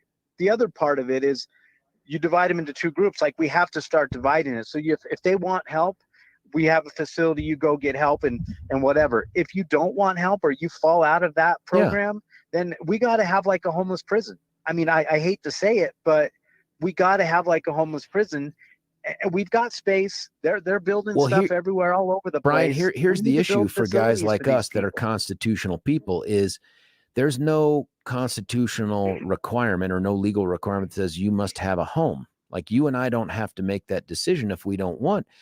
The problem for us is that when they make that decision, they then become our problem in terms of providing them stuff. If there was a way to say, I choose to be homeless, here's my special card, I'm choosing to be homeless, and then we say, great, now fend for yourself. You know what I mean? If you're making that choice, fend for yourself. That's one way to do this. But I don't think we can criminalize people who choose to be homeless. I just think we have to figure out a way to cut them off from services. If that's their choice, I want to respect their individuality and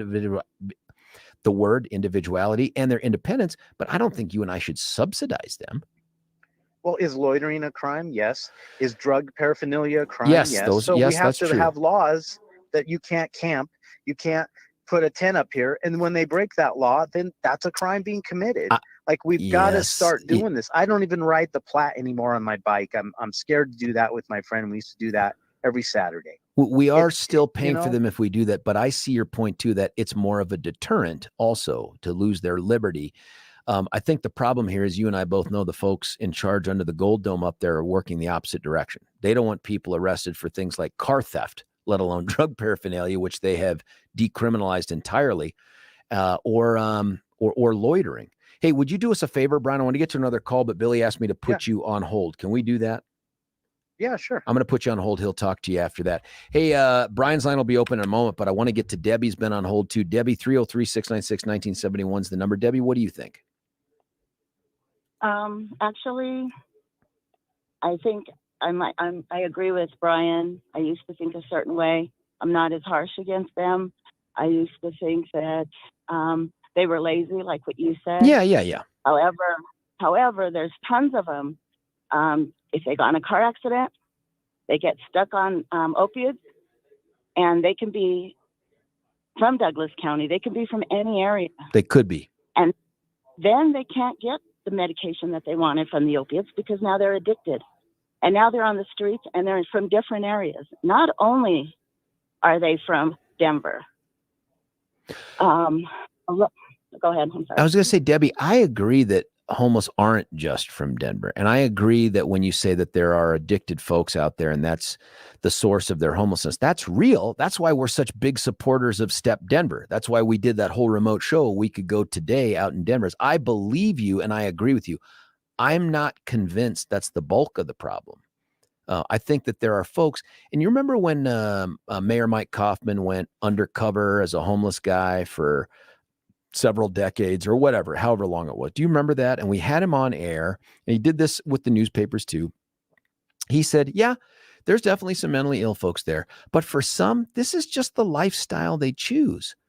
And so, Debbie, I guess my question is, if that portion of the homeless population exists out there, shouldn't we be finding ways to cut them off from public services? Like, you can choose any lifestyle you want, but you're on the hook for the lifestyle you choose. I agree with you in a lot of ways. Okay, one thing I got to go back and say is the gentleman before said that they're mentally ill. I've talked to a lot of people that are homeless. We do help them, we feed them, and we have a service for them, a church service. I've got to know a lot of them by name. So a lot of them, they become mentally ill because they are on the streets. You think being on the streets makes them mentally ill? Oh, yes. Worse and worse and worse with the drugs. So is it the drugs or the homelessness? And maybe what you're saying is homelessness feeds into the drug thing, but okay, let me go ahead. say something real quick. I'm sorry. Go ahead, Deb. So there are people that have been out there in the freezing cold these last couple of days. You look at them maybe a week or two later, they're worse mentally. Those drugs, they weren't talking to themselves before, and you begin to see them reacting in different ways. You see a lot of them that are on fentanyl. They're on the corner standing, bent over. That's fentanyl. We need to get something going on with the borders. And I'm sorry, I know what you're saying about Douglas County. Yeah. But everybody needs to have love and compassion. We need to spread it out. It can't be just dumped in one place. I'm sorry. Is love and compassion measured by whatever community inherits all the homeless? Darn it, you just have to suck it up and take care of them. Is that the love and compassion that you're talking about? No, I'm talking about spreading it out, and let's all work together and get this problem, because it's going to get worse. Do you think we're all on the hook for creating the problem?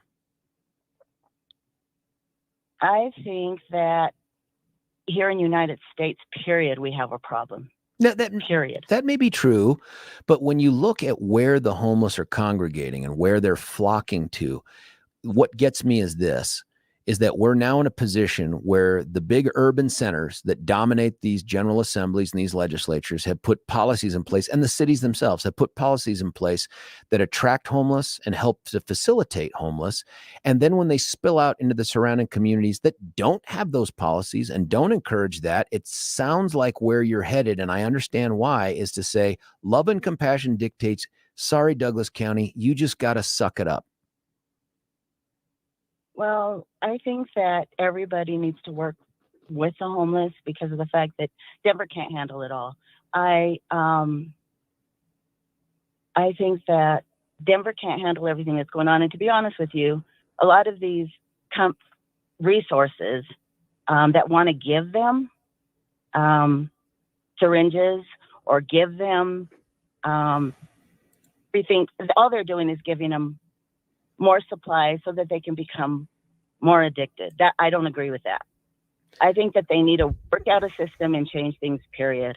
And I think that every county should help out because it's not going to get better. It's going to get worse in Denver, and they will spread out more and more and more. It's growing. And maybe the response isn't, hey, everybody, Denver's policies suck and created this problem. But and this is me speaking here, out of the love and compassion, maybe we shouldn't all be on the hook for it. Maybe whatever we do and we find the origin of these people, even if we end up caring for them, we send the bill to Denver and say, you're on the hook for a certain percentage of this. You created this mess. And that's true of crime. Your policies suck. In fact, I like the idea of whether it's homeless or people let out on cashless bail. If they go into another community and commit a crime that has to be addressed by taxpayer funds or some other issue, that we figure out a way, we have to have a state law that says this, to bill back to that community and say, you paid the bill for this. You created the problem. Let me give you this suggestion too. You own a home, Debbie, and the neighbor kids are out there, and one of the kids comes out and they hit a ball across the street and it goes through your plate glass window in your living room. That sucks, right? That happens. Kids make mistakes. My guess is you would hope that your neighbor comes forward and says, hey, man, I'm so sorry about that. Let me foot the bill for that. I'm, by the way, using a real life example from when I hit a baseball through a neighbor's plate glass window growing up. You wouldn't just be like, oh, well, kids will do that. I'm just going to pay for the plate glass window. Or would you? No, I would expect the neighbor to pay. That's right. Yeah. Let's be neighborly, and instead of expecting us to pick up the tab for someone else's mistakes, let's figure out a way to bill them back. I understand what you're saying, but you've got to think of it this way too. there are several people out there that want to change. They do want to change. And we want them to go to Step Denver. Okay. Bam. Okay, no. So listen, no, they don't have the resources. I'm telling you, they don't help as much as you think they help. They I think really Step do Denver not is help awesome. homeless people. Well, you really, maybe there's people that need to get out there and see what it's really like out there. I was out there. I've been out there multiple times. Okay, well, there's people that they steal from each other. So I'm just telling you, it's going to get worse. Put them all in Denver, it'll get worse. It'll get worse, and it will spread out. But it'll And get worse it's in not Denver. getting better. No, they'll spread out. Well, I mean, the thing is if people do have money, they can go to a facility and pay $30,000 to stay there for a month. All these people that you What? have in Denver, oh yeah, $30,000 for a month. Look into Who's it. paying for If they that? If they want to get help, that's what they have to pay. Now, people can't afford that. A lot of people can't afford that. Even people that are wealthy, some people can't afford it. So it's just, if we spread it all out and we all work together and get facilities, see what it takes to get these people better, because they're not getting better. Well, Deb, I'll say this: We're getting more. whatever the government is trying to end homelessness, it absolutely is an abject failure without any examples of success that we've ever heard of. It's making the matter worse. I'm not sure why we continue to just say what we need to do is to take care of these people. It's too broad. Deb, by the way, I love the sincerity in your thoughts on this. You clearly know something about this and you're passionate. Please call back in. I got to cut away for a hard break, but I really respect Deb for calling in and having this conversation with us. I want to keep it going. Deb's line is open. Grab it while you can. 303-696-1971. Frank, I promise we'll get to you. Everybody else that's calling in right now, 8 billion texts. I'll try to read through those as well, but we prefer the call here. Is it wrong for Douglas County to send homeless back to where they came from, especially if it's because Douglas County doesn't have the ability to care for them? Should Douglas County have to create homeless shelters to accommodate problems exported to them from Denver and other municipalities who just have those kinds of policies? Maybe this is a broader conversation. As a taxpayer who's made the conscious decision to not live in Denver, I don't want to have to suffer Denver's poor choices. And it sounds like that's where we're headed. 303-696-1971. George Brauchler on The George Show. You're listening to 710 KNUS.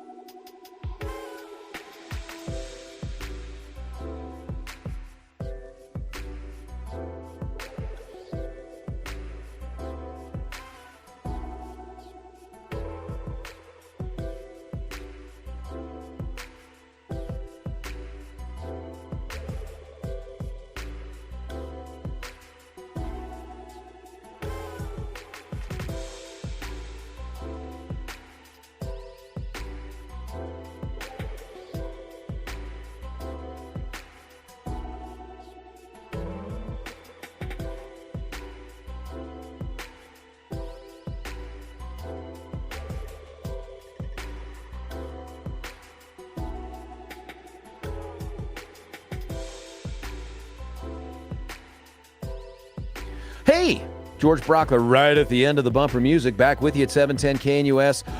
Listen, I want to say to Frank, Gary, and Bill, I promise if you stay on, you are the first thing we're going to do when we come back. We're just at the end of this particular hour. Why? Because I love the chitty chat, and you guys provide it. Stick around. It's me, George Brauchler on The George Show, 710, K to the N to the U to the S.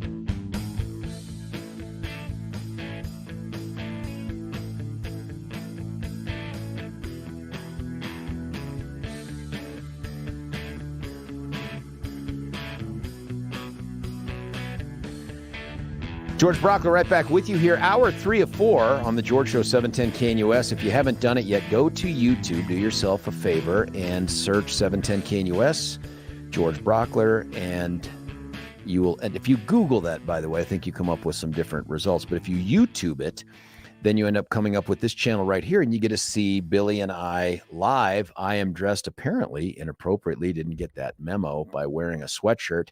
The next time I do this, which won't be for a few days, I will come topless. No, I probably not completely topless. I mean, pasties. I'm not a cad. You can see us on here, like us, subscribe to it, and then shoot it to your buddies and say, man, give this thing a try and see if this guy looks at all like how you thought he would sound. Now, you can see in the background here, doing it with the fingers. It's hard to watch because I'm looking at myself in a monitor. There it is right here. There is a ever-changing screen behind us of Christmas scenes.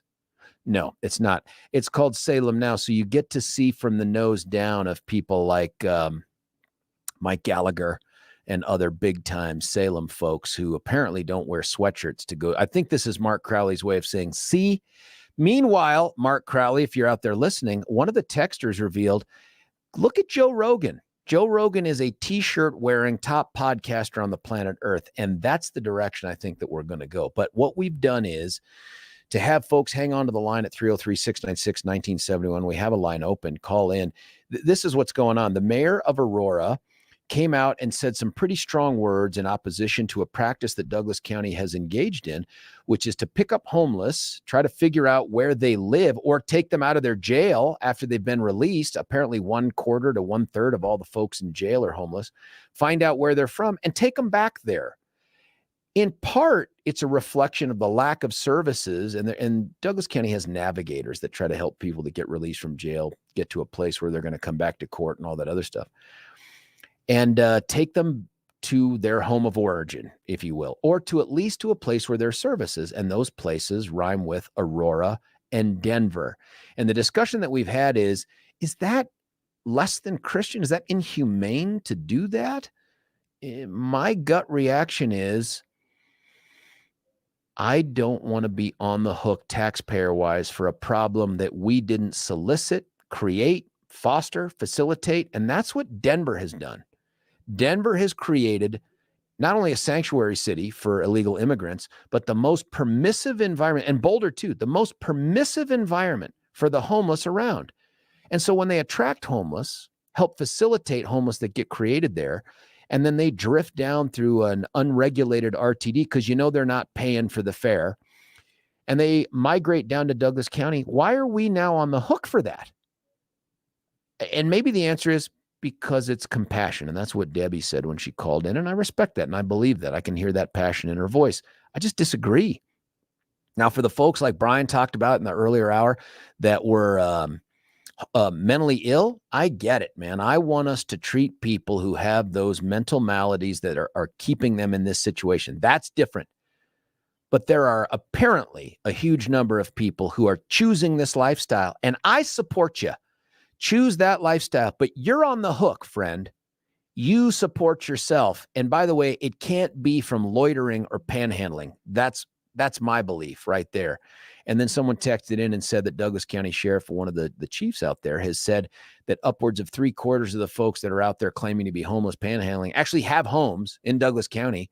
They're just trying to get you to use your compassion to enrich them so they don't have to get off their butts and go get jobs. Because, quality of life. That's the issue. I've seen that, George.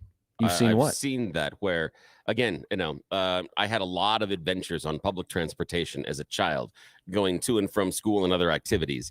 And I have seen, again, this was years ago, but I have seen regular panhandlers on a corner fold up the sign at the end of the day and walk back to their car that is not in ill repair. It is a nice looking car, and drive away. I have as a child, because nobody pays attention to kids when they're talking on the street, I've heard homeless people talk about going back to the motel they're staying at in the hotel, even though the sign they're advertising is, help, I'm stranded, I need to get home to so-and-so because mom's dying or something else. Right. Again, this is just anecdotal, and the direct experience I have is removed by well more than a decade. But however, I have experienced and seen that firsthand. Whether or not it still holds true, I can't say. Isn't it just interesting in an environment where we spend, and I think Common Sense Institute did a study of this, hundreds of millions of dollars that we've thrown at this program. Maybe I'll take a look at the report, maybe over $1 billion. And we just get more of it. Well, here's the thing. Convince me that the government program that has been implemented is designed to make that problem end. Oh, no. And that's the thing. No, Is it's not. normally, it's been my experience that when the government creates a program, it is not intended to end any No. specific problem. No, it's not. It is a government jobs program. So I have a real skepticism when I hear the government coming in and telling me they have a plan to end it, because to be fair, their track record's not that good. It's funny that government, the folks out of Denver, understand that if they tax single-use bags at the grocery store, they think they're going to accomplish less of it. But if they subsidize homeless, they're shocked that they get more of it. It's interesting. And by the way, Texter texted in and said the CSI report says we've spent $1.7 billion with a capital B trying to address the homeless issue, and you can see how well that's worked. Bill, you're on 710 KNUS. Bill, what are your thoughts? Good morning, George. Good morning. Thanks for having me on. Sure. Thanks for calling. This could take an hour. I could take up your whole show by all the stuff I have. But, we just need to stop enabling these people. And, I see it every day. I drive for a company that delivers packages, and I see this one guy, and he's in 3 different places on using a wheelchair. I'm like, how are you getting around, number one? But number 2 is like, if you want to stop this problem, my feeling is, you know what? Let's make a law that says if you give somebody money that is homeless, then you're going to get a ticket or be fined for it. Simplest way to cure the homeless problem, in my opinion. Yeah, that's interesting. I wonder if you can do that. I wonder if you can prohibit somebody from providing money to a homeless person, and under what conditions. Like the church does that all the time. They provide them, well, maybe not money, but they provide them with support. I mean, how do you do it where you're tackling what you want to tackle without hurting the parts that you want to support? God helps out people who help themselves. I've been in the dumps before. I've had to pull myself up by the bootstraps. If you want to create a mental illness, you can create your own mental illness, in my opinion. Yeah, maybe. But I'm a little more sensitive to the mental health thing than that, because I've seen it, and I've seen what it turns into in the criminal justice system. There's legit mental illness. And then there's, please don't hold me accountable for my conduct because I'm bipolar nonsense, right? There's that. And we're going to see some of that garbage out of the Club Q shooter too. That guy's going to say, I didn't sleep for 4 days. I didn't know what I was doing. Right. And that's why I apologized in the hospital, because I didn't know it was anyway. So there's legit mental illness. And I want us to be able to separate that from the people you're talking about, who are the people who are making some sort of a lifestyle choice or who have just given up on trying. Like, I'm not sure that that's our business to be taxed for that. I don't mind helping folks that come out of the community. What I'm starting to really get frustrated with, and it applies to crime too, is how much of our problems in Douglas County, or maybe it's Arapahoe, originate in Denver and then get exported. Those policies get exported and nobody says a word. We just sort of shrug and go, oh, well, I guess that's okay. If we're going to create some kind of a law of some kind that sits there and says that, when people get out of jail, we're going to just take them back to their place of origin.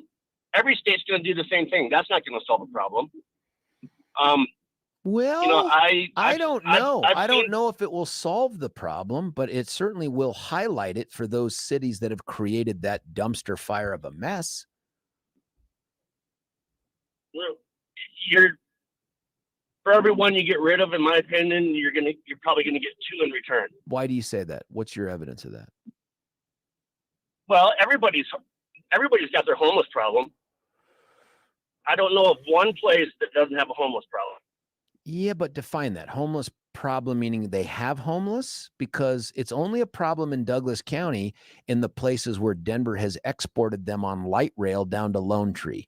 That's where you see the visible camps. Like, I don't see visible homeless camps in Parker and maybe in Castle Rock. I could ask Chief Cawley about that, but I don't see them there. I see them where mass transit has made it easy for them to relocate to a place where they think they're going to find people. By the way, same thing that happens with criminals. The criminals in Denver load up into stolen cars, drive down to Douglas County, Parker, Lone Tree, Castle Rock, fill in the blank, and they do a bunch of garage burglaries at night or worse. Once again, Denver exporting its problems to the rest of the metro area, and we're on the hook for fixing it. Yep. Well, Bill, I appreciate the phone call, man. Thanks for the thoughts on that. Bill's line is open, 303-696-1971. Frank, you're on 710. What do you think? Well, I think you're such a moderate, George. In what way? What makes me a moderate on this issue? Well, let me explain that in a minute, but I would like to say where they need to drop them off is at Home Depot and Lowe's, so they can get jobs like the illegals do. They don't want jobs. These are people who are self-selecting to stick their hand out and hope you pay them to do nothing.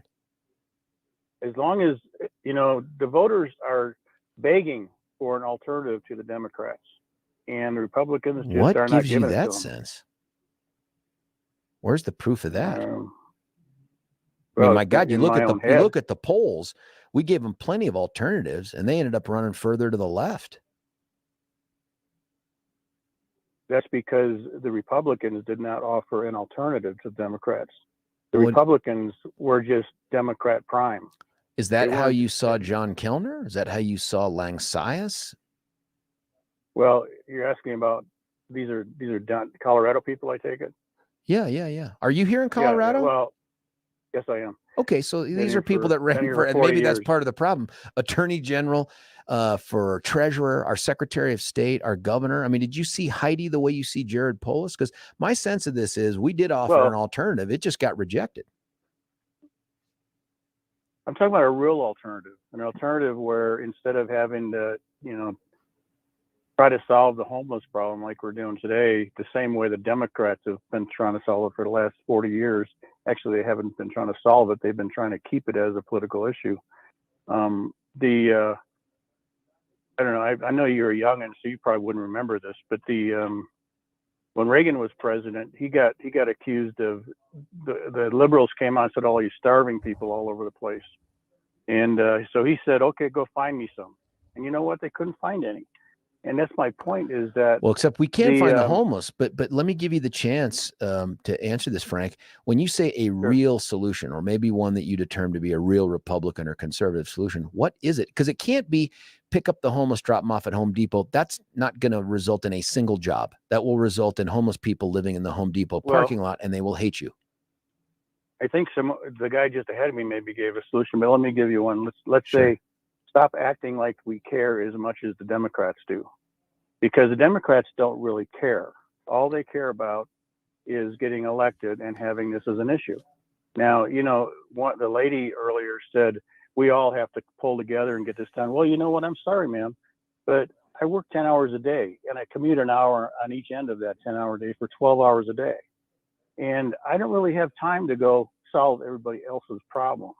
Now, they're already taxing the heck out of me on this kind of stuff. And I'm assuming they're trying to solve real problems, not contrived problems. And I'll also say that people talk about the mental state of these folks. Well, the guy just ahead of me talked about enabling them. You need to stop enabling them. Stop giving them money. Stop giving them 7-Eleven food cards. And the other thing is, anybody who thinks that people who get off their butt and go to work every day are perfectly don't have mental issues, they're crazy. Every human. I don't know if you meant that as a pun, but there you go. Well, I'll throw myself in there. Every human at some time in their life has issues. Frank, and here's the thing. These are not self-resolving issues. What we're talking about here, and this is legit, there are people that suffer from things like schizophrenia, all these different variations of it, schizoaffective disorder. Those are legit, and those are not self-resolving. You can't just knuckle down and be sane again. It doesn't work like that. No, I agree with you. And I consider myself lucky that I've never had to go outside of my own brain to go get things solved. But here's the thing. is that if they stop, wasting their time on the guy like the fellow just ahead of me said he drives for a package company or something, so they see the same guy every day. Yep. Well, I see the same thing, and if they stop, throwing away money and effort on those people, they will figure out a way to feed themselves on their own, and then focus on the other ones. That's fine. They also made Reagan empty out the mental hospitals. I don't remember that or not. But it was. Go ahead, Frank. Just last question before I got to cut it away for a quick break here. But let me ask you: if we just simply cut off services, and that's not my suggestion. My suggestion is either take them to the places where there's services, or figure out a way to tax the communities that grew them and exported them. Well, but hang on. Yeah. If we just cut them off from services, what do you think they will do? Do you think that they will just leave, or do you think that they'll turn to more crime, or what will happen? Well, see, now you're making a Democrat argument for them. They don't. I'm not making. I'm asking you a question. That's not an argument. That's a question. You make the argument. Question. It's saying, why is it loaded? We just cut off services. It's loaded up. Here's what you would do. Okay, and I'll reference what the Shah of Iran did back in the 80s or 70s. Well, let's follow that model. That sounds good. Yeah. Well, the Shah of Iran, they had a huge opium problem in Iran. What he did was he set dates. He said, you get off opium by these dates, and you're okay. After this day, if you are on opium, we put you to death. Now, I'm not saying we put the homeless to death.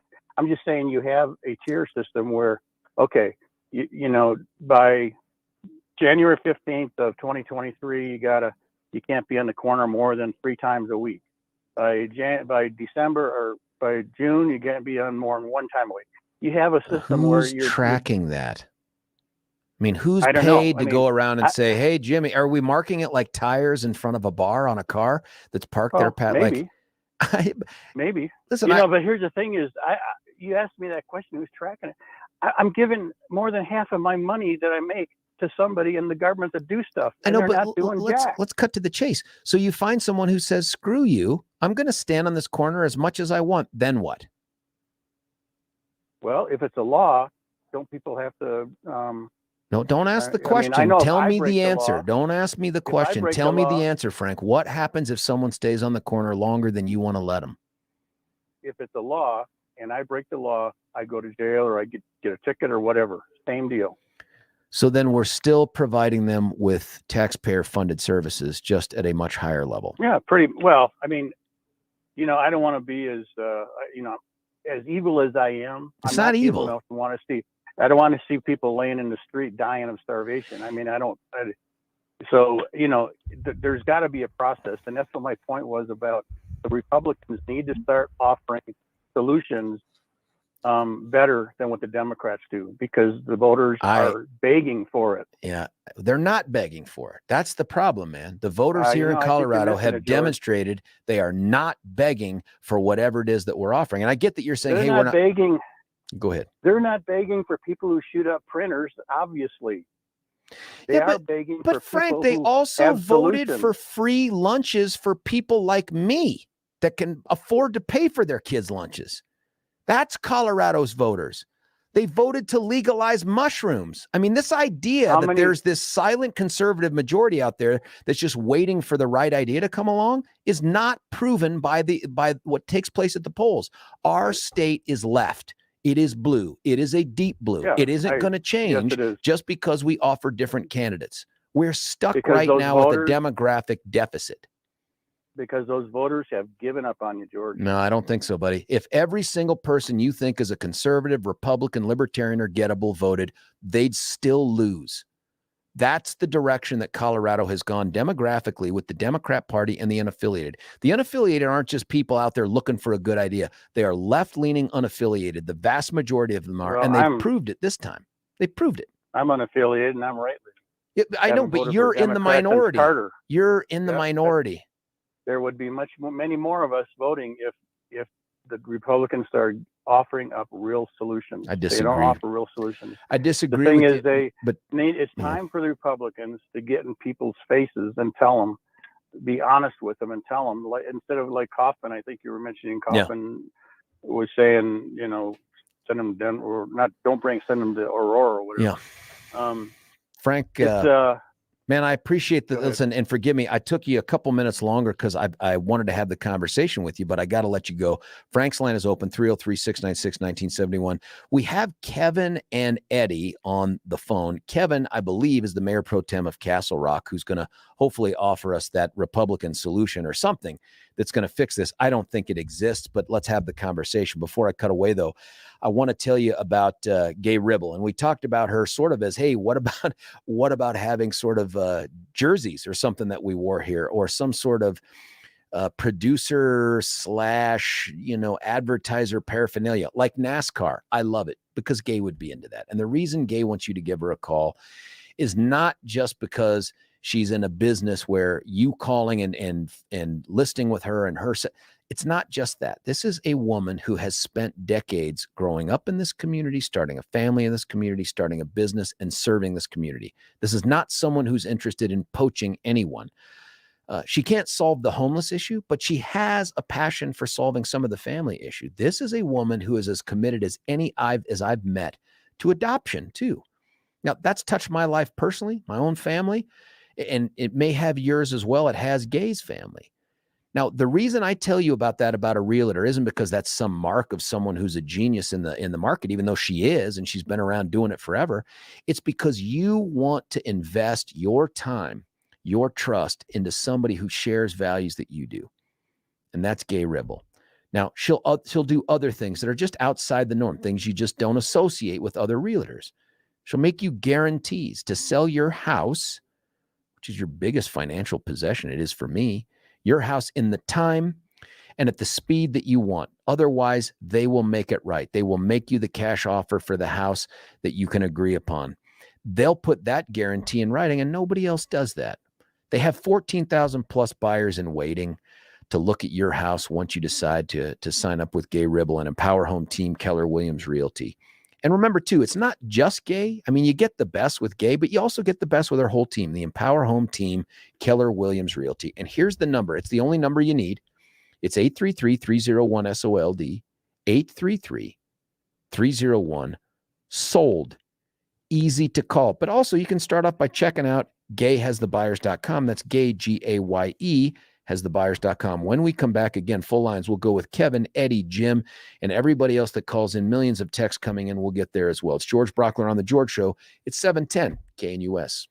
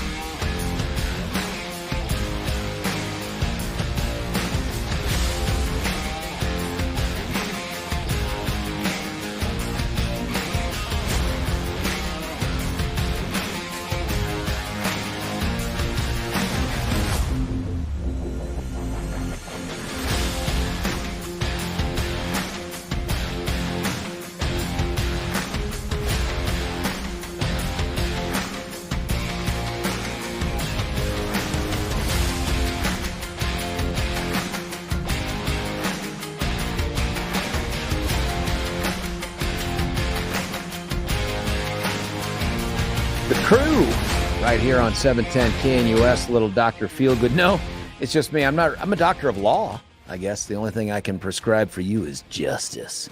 Well, at least I used to be able to. George Brauchler on The George Show. Going to go right back to the phone lines. Have one open at 303-696-1971. The hot topic here, and there are too many texts for me to get through, but I am pouring through them. Please continue to send them in. Here's one fact. Alcohol and drug addicts are motivated to preserve their access to the same.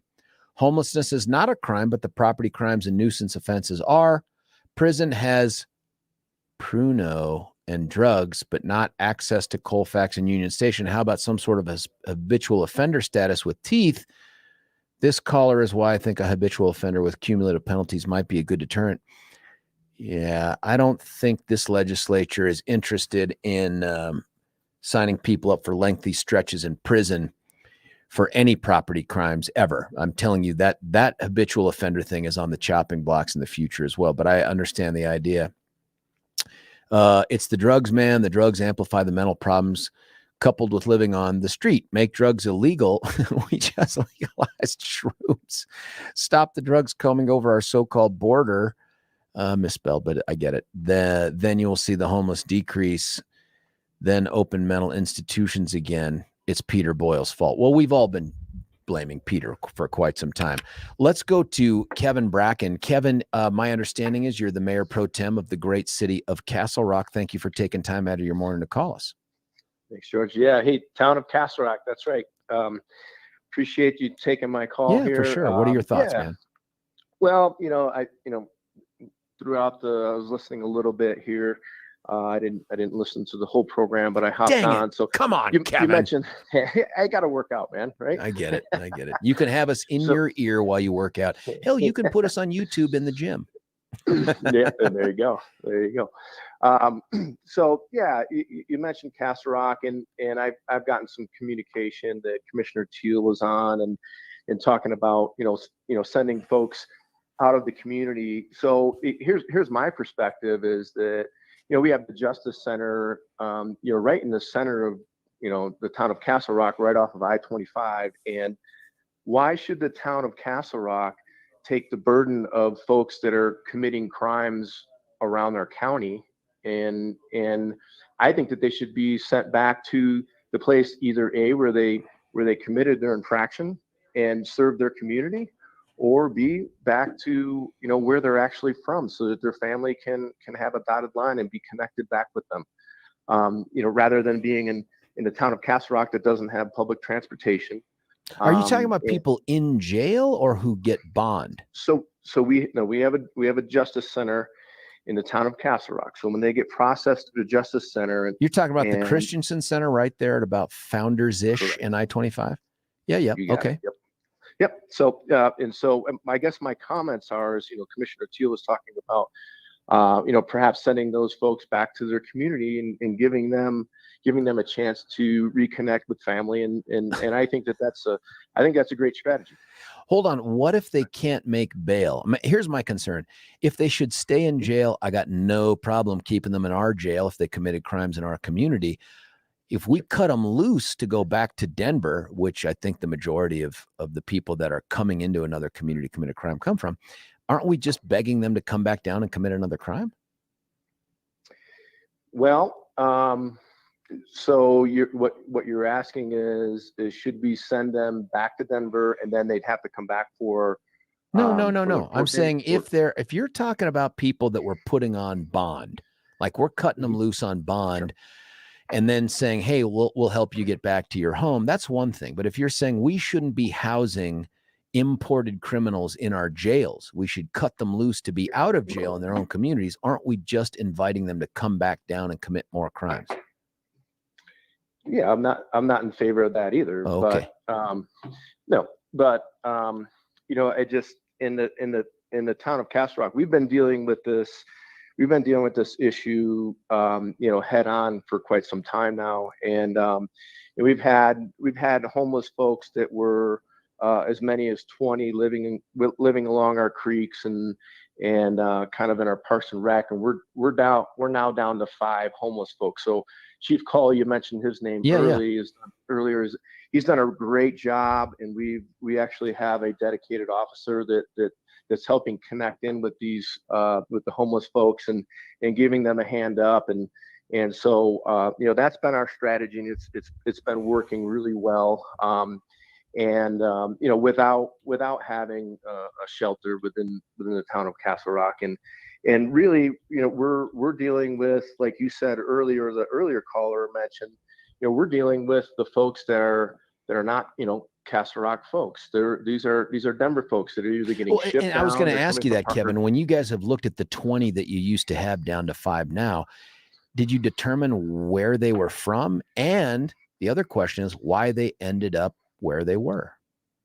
Well, yeah, and Chief has a Google map that identifies where encampments are, and to be able to make contact, to make sure that they're safe, to make sure that they're identified and background checked, and we had fortunately we had no military homeless. That's good. Which was great. And so the folks all have been made contact and identified, and our officers know who the folks are, right? They don't want help. They don't want to plug into the rest of society. And those 15 roughly that did get an opportunity to move on, and whether they went on and took services or just made enough contact with them where they just wanted to move on because they were pestered enough, or they were or they wanted to help themselves, and there's probably a few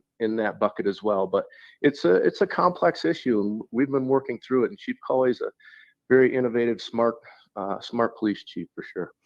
Do you think that Douglas County, whether it's Castle Rock itself or Douglas County, ought to be on the hook for providing services to the homeless, regardless of where they're from? When you say services, as in shelters, offering all the now? other things that come with it. Well, I mean, there was the proposal within the town of Castle Rock for a shelter in town, on county ground in town here, and I was completely opposed to that. Why should the town of Castle Rock take the burden of folks that are outside of their community? Compassion, humanity. Hey, and I'm humanity. telling you what I think other folks would say. Like, sure. Mm-hmm. What would you say? Well, to that? compassion and humanity. That's great. But you're gonna. So I'm a representative of the town of Castle Rock, and it is my responsibility to keep our town safe. And if that is opposing a homeless shelter within the town of Castle Rock, I will do that all day long. If that makes me non-compassionate, I have compassion for the folks for the town of Castle Rock. So, it depends on how you want to look at it, right? You want to ruin the dynamic of our town when we don't have a homeless problem, and just attract more homeless here to serve the folks that came to the state of Colorado without a plan, without a job, and just wanted to smoke weed, and then all of a sudden they're homeless, right? Is that the majority of who you're seeing out there that are making homelessness their lifestyle? Whether because we've had some callers, and my own experience is that there are a great deal of mentally ill. I don't know that that's the majority, but I do know that that's out there. Are you not seeing that down there in Castle Rock? Well, I think it's a lifestyle. What about the mental illness piece? And it's a culture. Well, I mean, yeah, there's that. I mean, I've got one of my closest friends. His wife has family issues and historical issues, and they're managing through it. I mean, it's real, and luckily she's got him as that support system. So I mean, those folks are out there, but the ones that are completely just leaning into the lifestyle and just want to perpetuate either drugs or the lifestyle. I mean, that's the majority, in my opinion. And sure, do those folks need help? Yeah, for sure they need help. But why is Castle Rock on the hook for offering that help, is what you're saying? I don't think we should be. And so you're okay with, you support the idea that, hey, let's load them up into the car and take them to a place where they're from or where they can get services. Sure. Yeah. I mean, and if there was some kind of way for the town of Castle Rock to participate in that, I'd be for it. What does that mean? But I don't think. What does that mean? Well, financially, or or the county has the homeless initiative, and I've been joining those calls. So I mean, yeah, helping folks out is the right thing to do. But I don't. Yeah, I just. But don't help think them that- out somewhere else.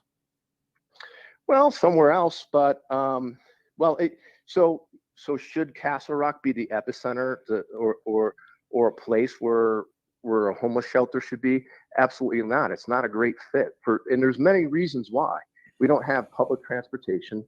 We don't have so when you leave the Justice Center, for example, you're stuck in the town of Castle Rock. You have to call a cab. You have to call Uber. We don't have public transportation. So now you're wandering around our town and not really contributing. And maybe it's legit. Maybe you're trying to get a job. Maybe you're trying to help yourself. And there's folks out there that are doing that as well. But what I'm saying is that the town of Castle Rock, the dynamic and structure of our town does not sit well with the. What do you say to a homeless shelter. texter who asked the question, is Kevin saying that it's illegal to be homeless in Castle Rock? That's not true. That's not true at all. So could someone choose to be homeless in Castle Rock and be left alone, or did? So let me do two clarifying. Yeah, sure. Two clarifying points. All right. So your prior caller had said, well, what we need to do is make a law so that a person can't be on the corner and panhandle, right? Well, you have to understand that. Yeah, right.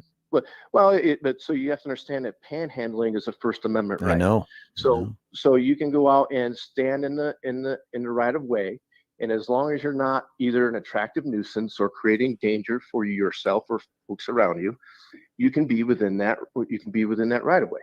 And if you designate where you cannot panhandle, you have to designate where you can panhandle. So it's a really tricky little game, and the folks up in Denver, don't be mistaken. The civil rights lawyers are handing their cards out to the homeless folks, and they're just waiting for the opportunity to. Can Castle Rock designate Denver as a place where they can panhandle, or does it have to be within the confines of Castle Rock? Yeah. Well, yeah.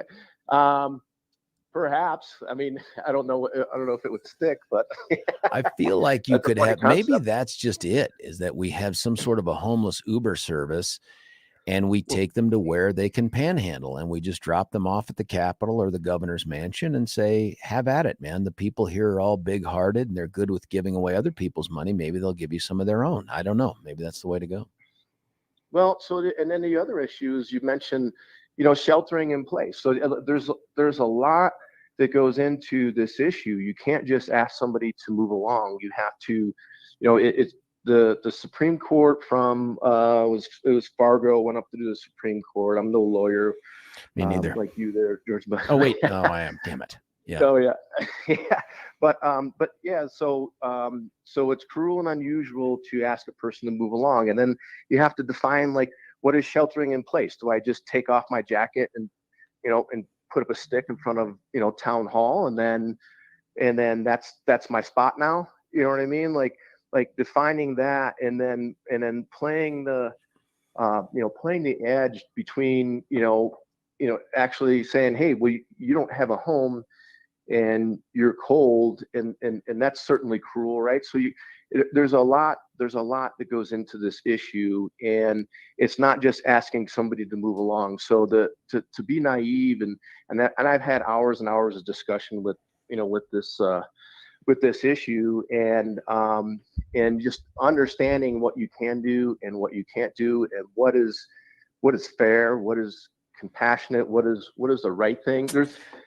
There's a lot of issues. I right? just want to see the people that are responsible for creating this mess on the hook for it financially.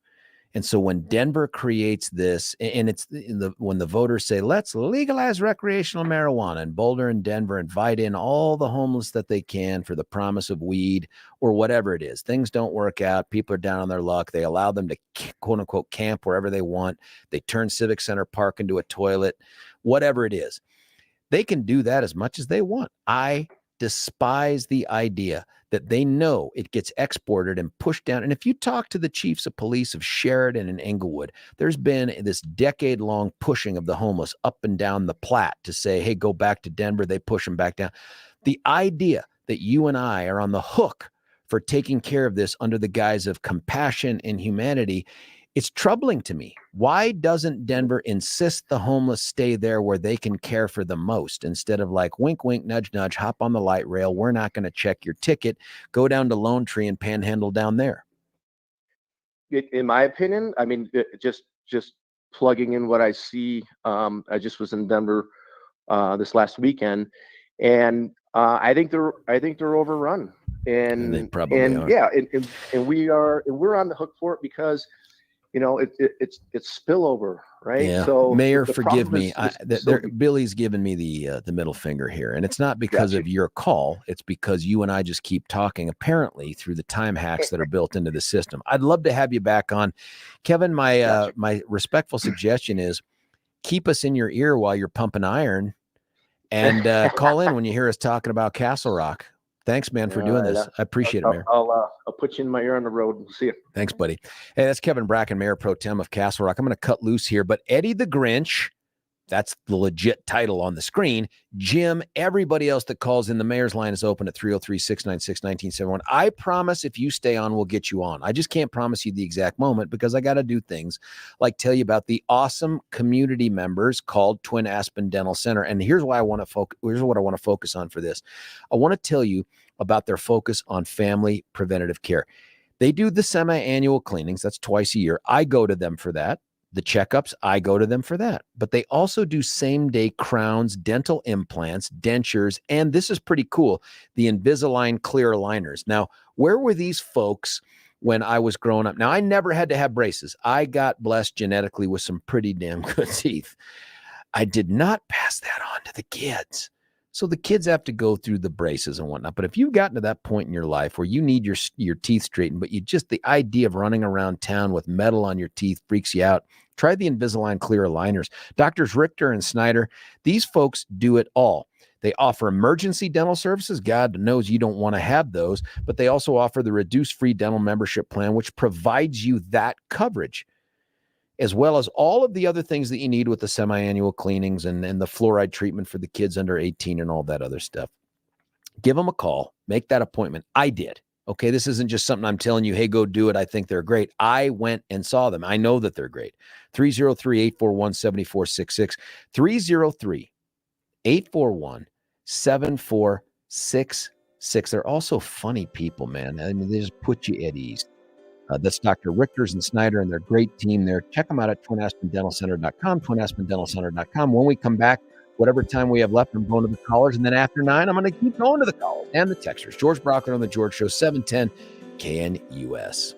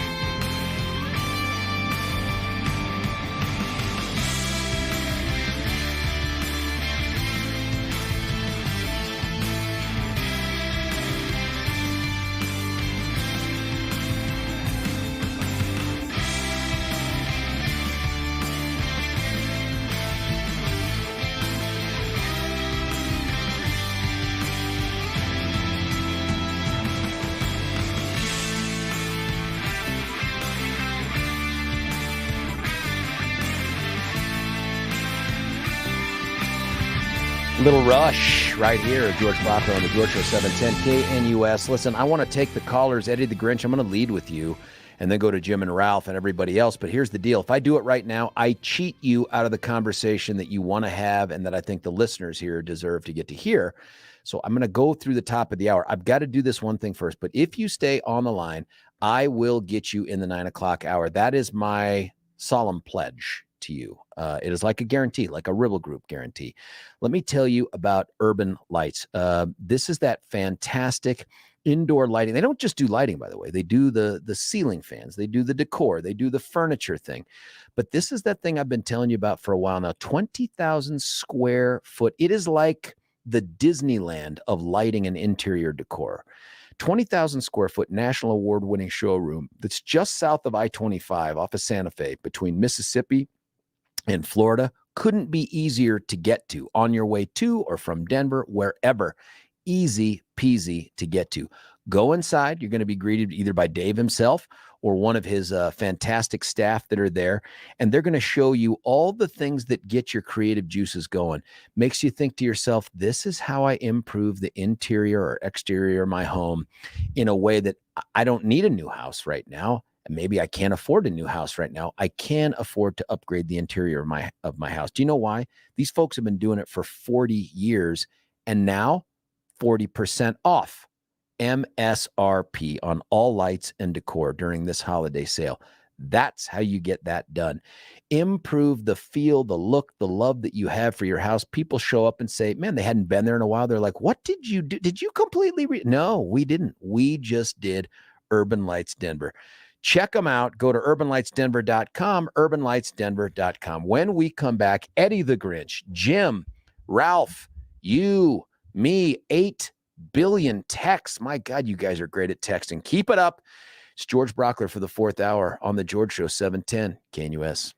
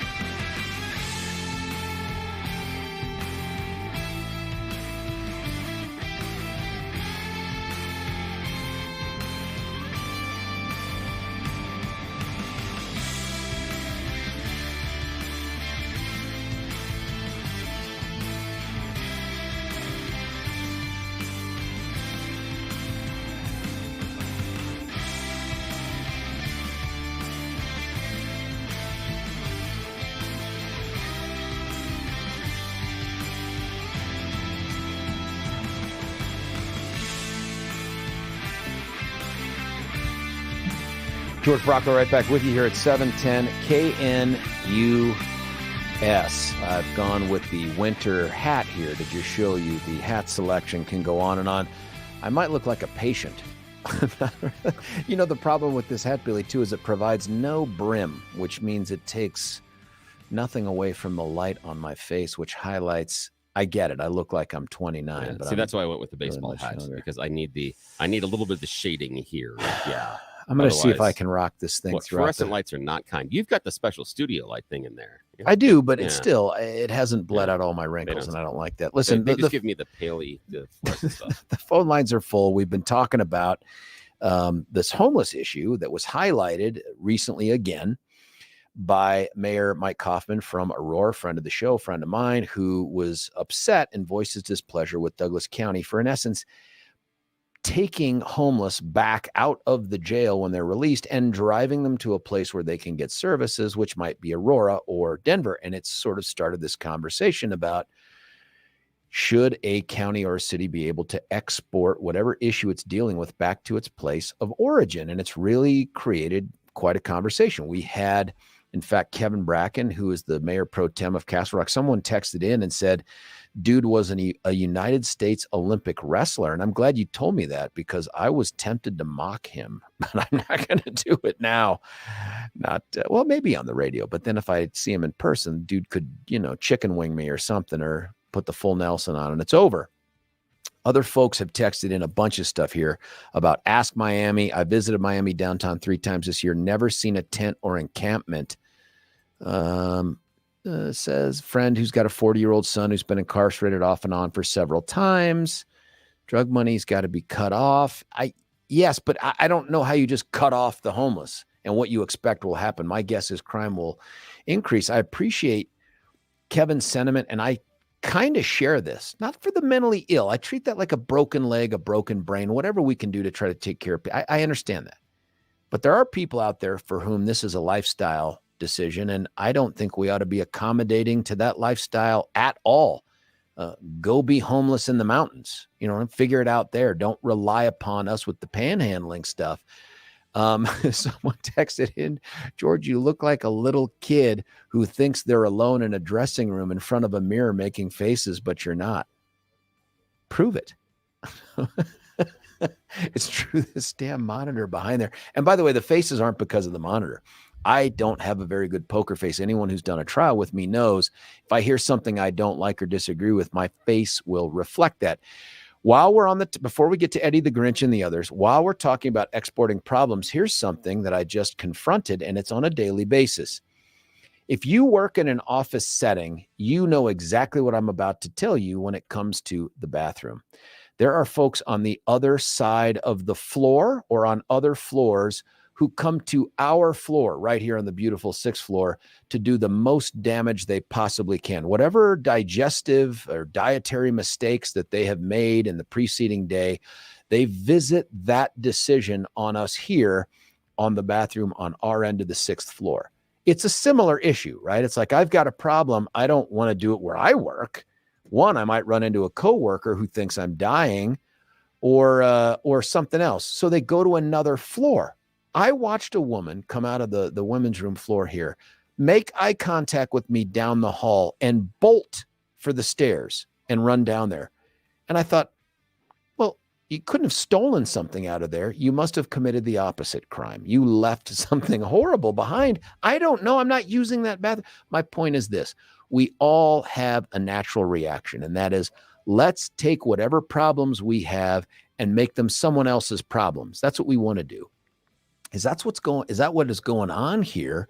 Or is this something bigger? My own solution is, I don't mind the taking them to some other place back where they're from. And someone texted in and said, is it their place of birth?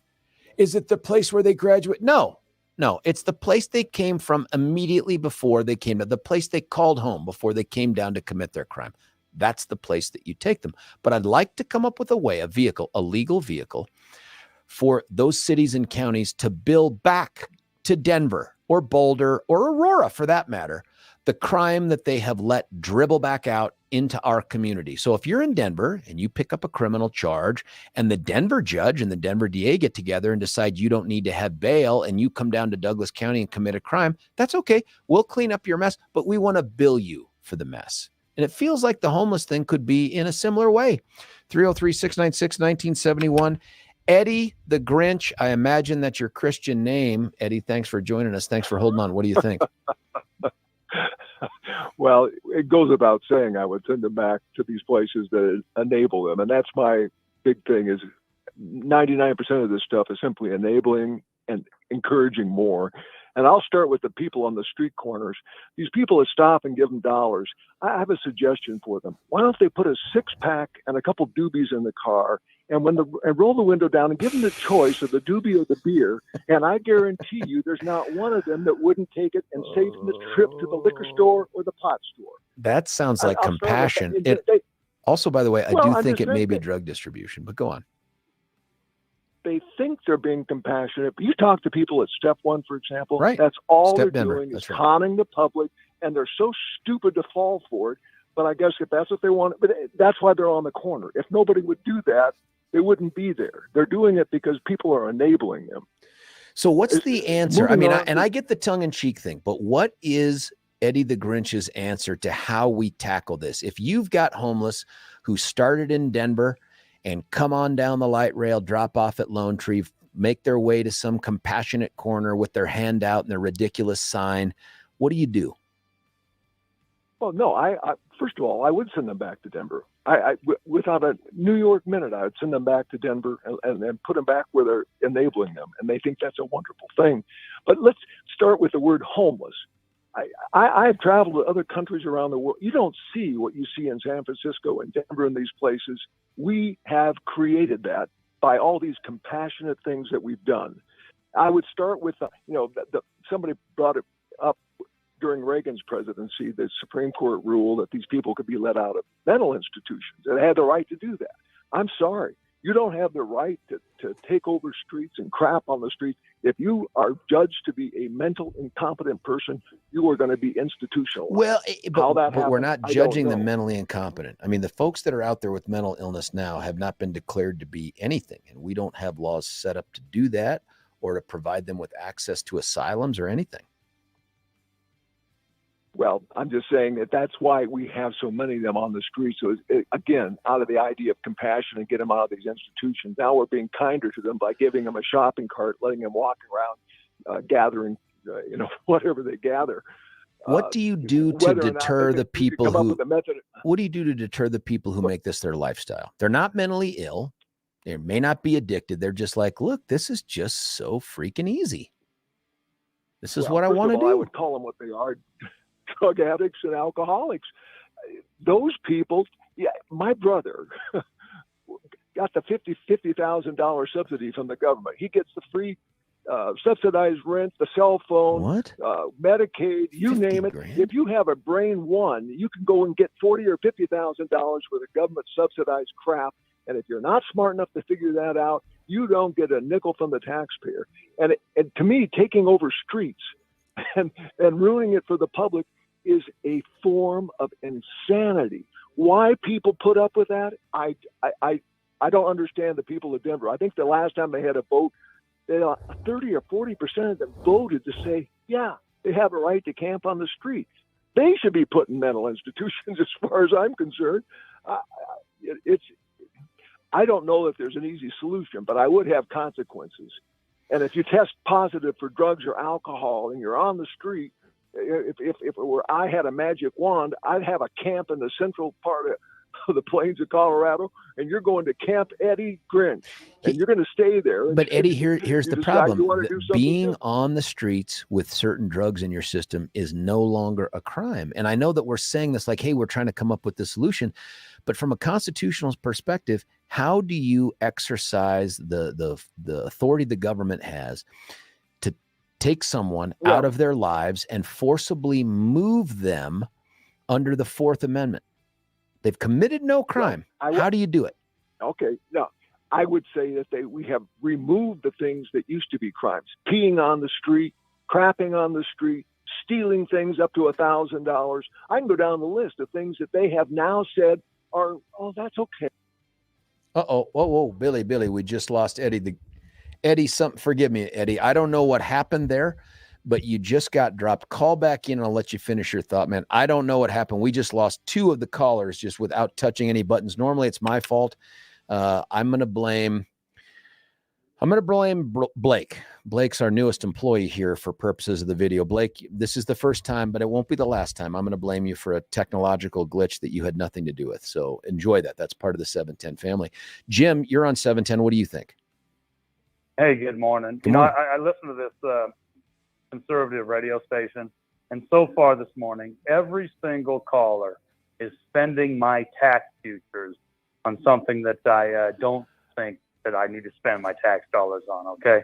You don't shuffle homeless people from one jurisdiction to another, either way, when they can't afford to live in your jurisdiction or the jurisdiction you're shuffling them to. It's a waste of my tax futures, all right?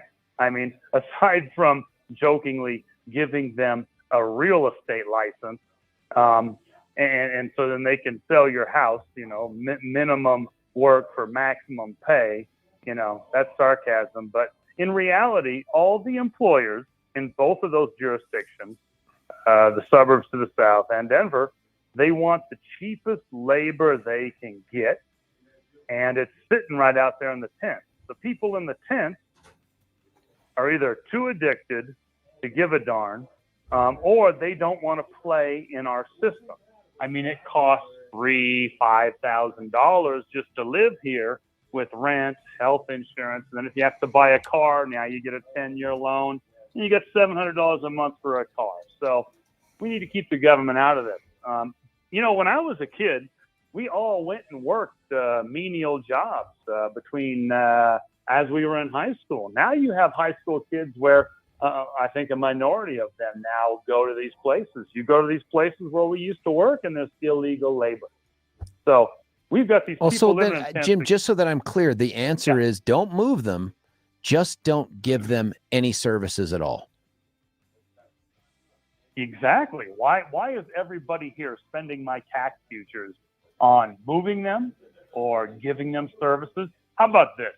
If we need this cheap labor everywhere that we are. Well, I don't think the homeless is a cheap labor solution. People? How do you make them take the job? They've demonstrated they don't want or can't get the job. How do you force them? Oh, well, you don't take them and put them at Home Depot's parking lot and let some contractor pick them up. I mean, they don't know how to install a pipe or a wire or anything. No, I get that, but some skilled trade. Jim, I'm trying to figure out then what happens. So the Castle Rock pro tem mayor says these guys are getting dumped out of our jails after coming here to commit a crime. They're homeless. They have no way to get back to Denver or wherever else. They're just on the streets. What now? What does Castle Rock do? We want them to be productive members, tax-paying, working members. Isn't that what would be ideal? Sure. Yeah. How do we make them do that? Here's how we do it. Instead of in the 80s flooding the nation with 75 million Southerners with all of our amnesties, how about this? Let's deport the person that's bringing all these illegals in and who've taken the jobs and taken the ability of Americans to fend for themselves away. And we can even do it Vietnam style. Let's deport the employers. So let's say employer number one, who has a slaughterhouse, used to employ Americans, but the Americans wouldn't volunteer for pay cuts, so they brought illegals in. And then the illegals wouldn't pay for Jim, do you think that the homeless people, Jim, do you think the people that are self-selecting the homeless lifestyle are doing so because there aren't enough jobs out there? That's not what I'm hearing or seeing. What I'm seeing everywhere is we have job openings. We offer this great pay. We offer this thing. This is just a lifestyle change. And so even if you deported every single illegal immigrant, which couldn't happen, no more than it could magic away all the guns, right? Not going to happen. Do you think that's the solution? Is if we just had better jobs, then these people would be like, I guess I don't want to be homeless anymore. Well, here's the problem. The homeless people can't afford to live in Douglas County where they've been sent with someone's tax dollars. And now we're talking about sending them back to Denver where they cannot afford to live either. Okay, so, and why can't they afford to live? Why can't they afford to live there? I think they Is it actually because- can afford to live there. That's why that they're there.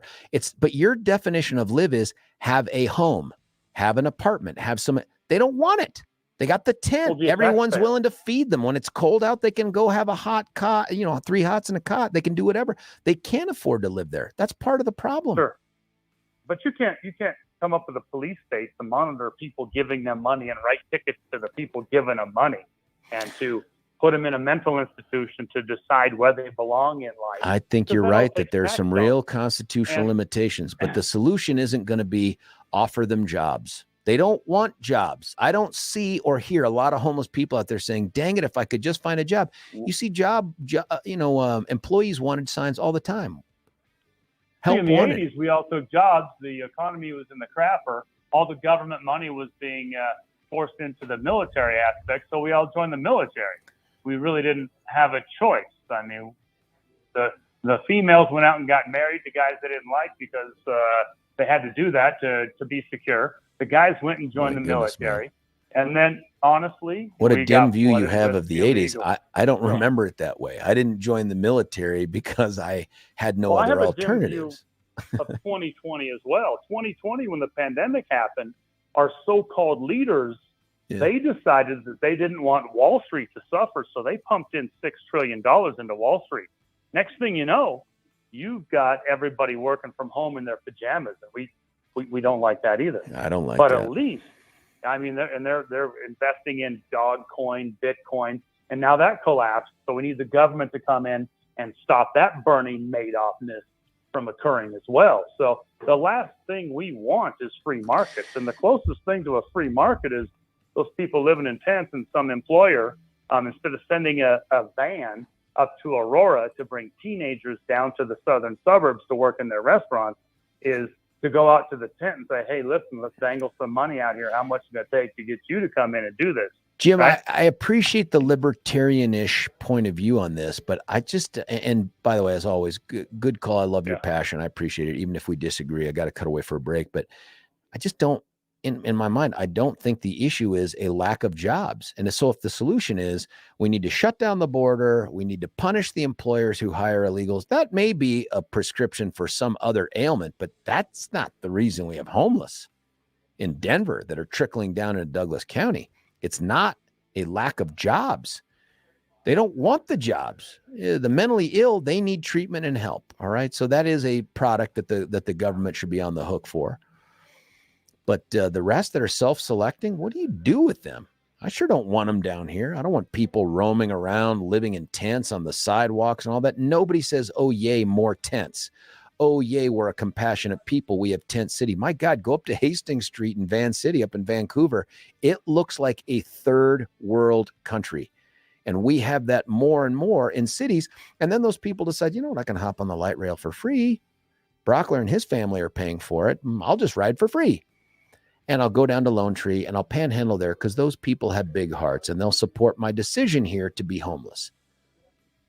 I don't know what the right answer is. It just doesn't seem like a good one to just say we need more jobs. Listen, I'm going to cut away for a quick break here, and then we're going to come back to Russ.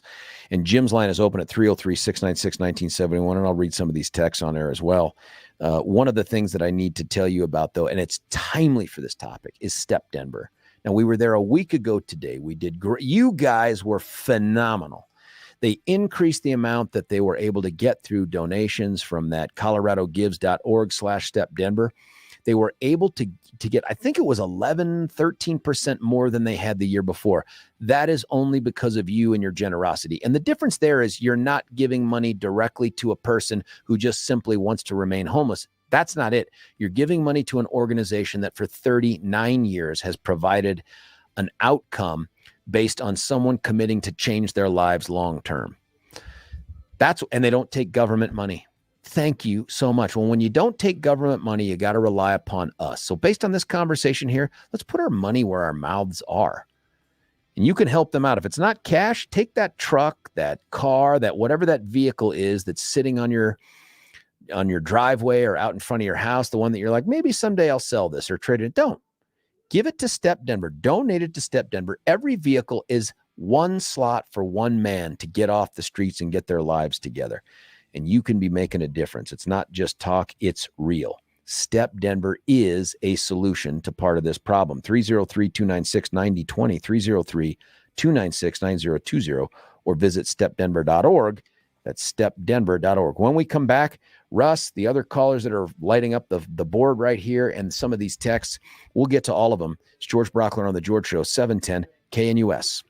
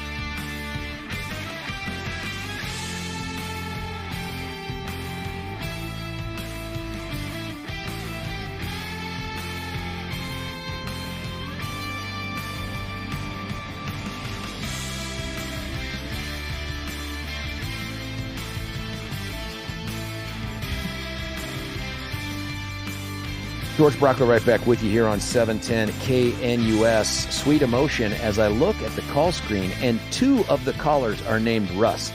That's impossible. There's never been on this show two Russes at the same time on the phone. You're not going to know which one I'm talking to until you actually say something. Russ, you're on 710. Oh, okay, you're the right Russ. Russ, right you're Russ? on. Yeah, Russ, number one, you are on. What are your thoughts, sir? Awesome. That's cool. Hey, like the last guy, Jim was saying, you don't have a job, it takes the life away from you. And if you're living on the streets because of that, it'll make you mentally ill eventually, socially. Because not the drugs, but just being homeless. The drugs. Well, the drugs come in by living on the street to take away the pain of being homeless and pain of being jobless.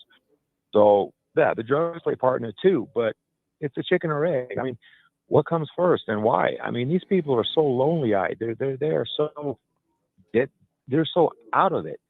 And why are they out of it? I mean, you can go back to the 80s, you can go back to the 90s when these corporations did hire illegals because it was cheaper. They didn't have to pay Social Security tax. They didn't have to pay. Is that part of the homeless issue? Well, you look around, they're all white. All these homeless people, not all of them. I'm not going to say all of them. Never say all. Yeah, of course. But yeah, I mean, if you look at these people and they don't want to work, well, when a white guy works and he has to pay all those taxes, all that stuff, he gets all that taken out. By the time he gets his net pay, it's about the same as what these illegals get because they don't have to pay all those things. And I don't get racial, but yeah, you look at the homeless people, they're all white. I'm not, again, I say, oh, sorry. And do you think that's because they don't want to work? Is that the issue?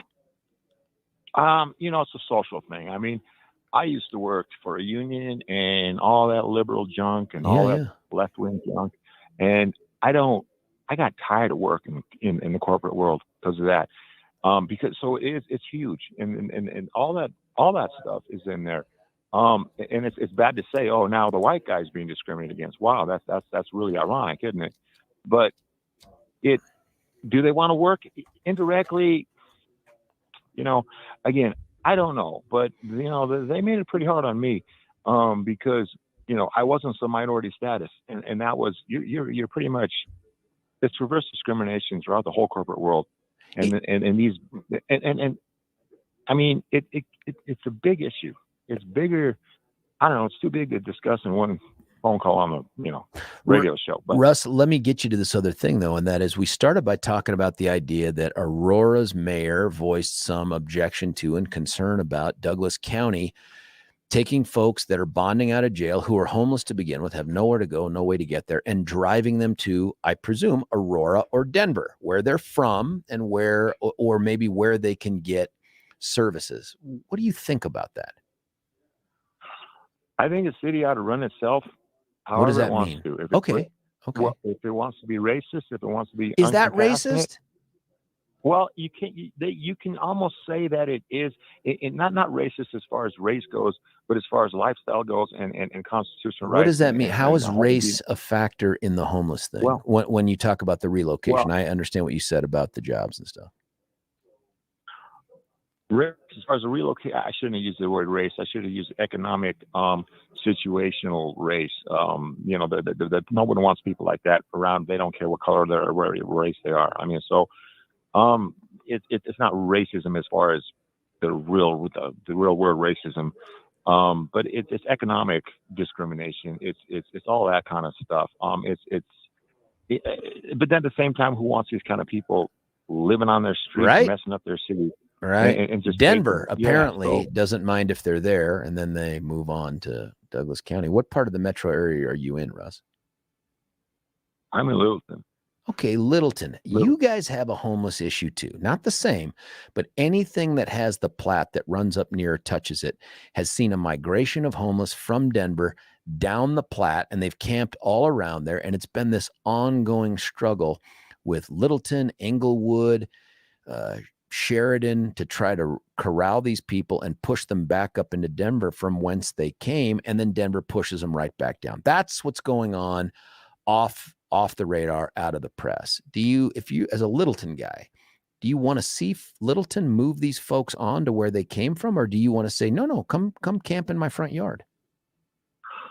Well, I don't want, every city is going to do that. They're going to push that problem somewhere else. You don't want to feed the bears, because the more you encourage this stuff, you end up like San Francisco or Portland or That's some right. Vancouver, like you mentioned. So you can't, on one way, it's good, and but on another way, it's not. I mean, it all depends how you want to look at it. But, and that's why, and I don't want to get into the racial part, because maybe there's an underlying issue why this thing is really happening, that we haven't addressed or even looked at or even considered, because, because of that bigger whole issue that we're never going to get solved, or at least, the race issue. So it's every city is going to push these people forth and back. I mean, because in reality, nobody really wants that problem.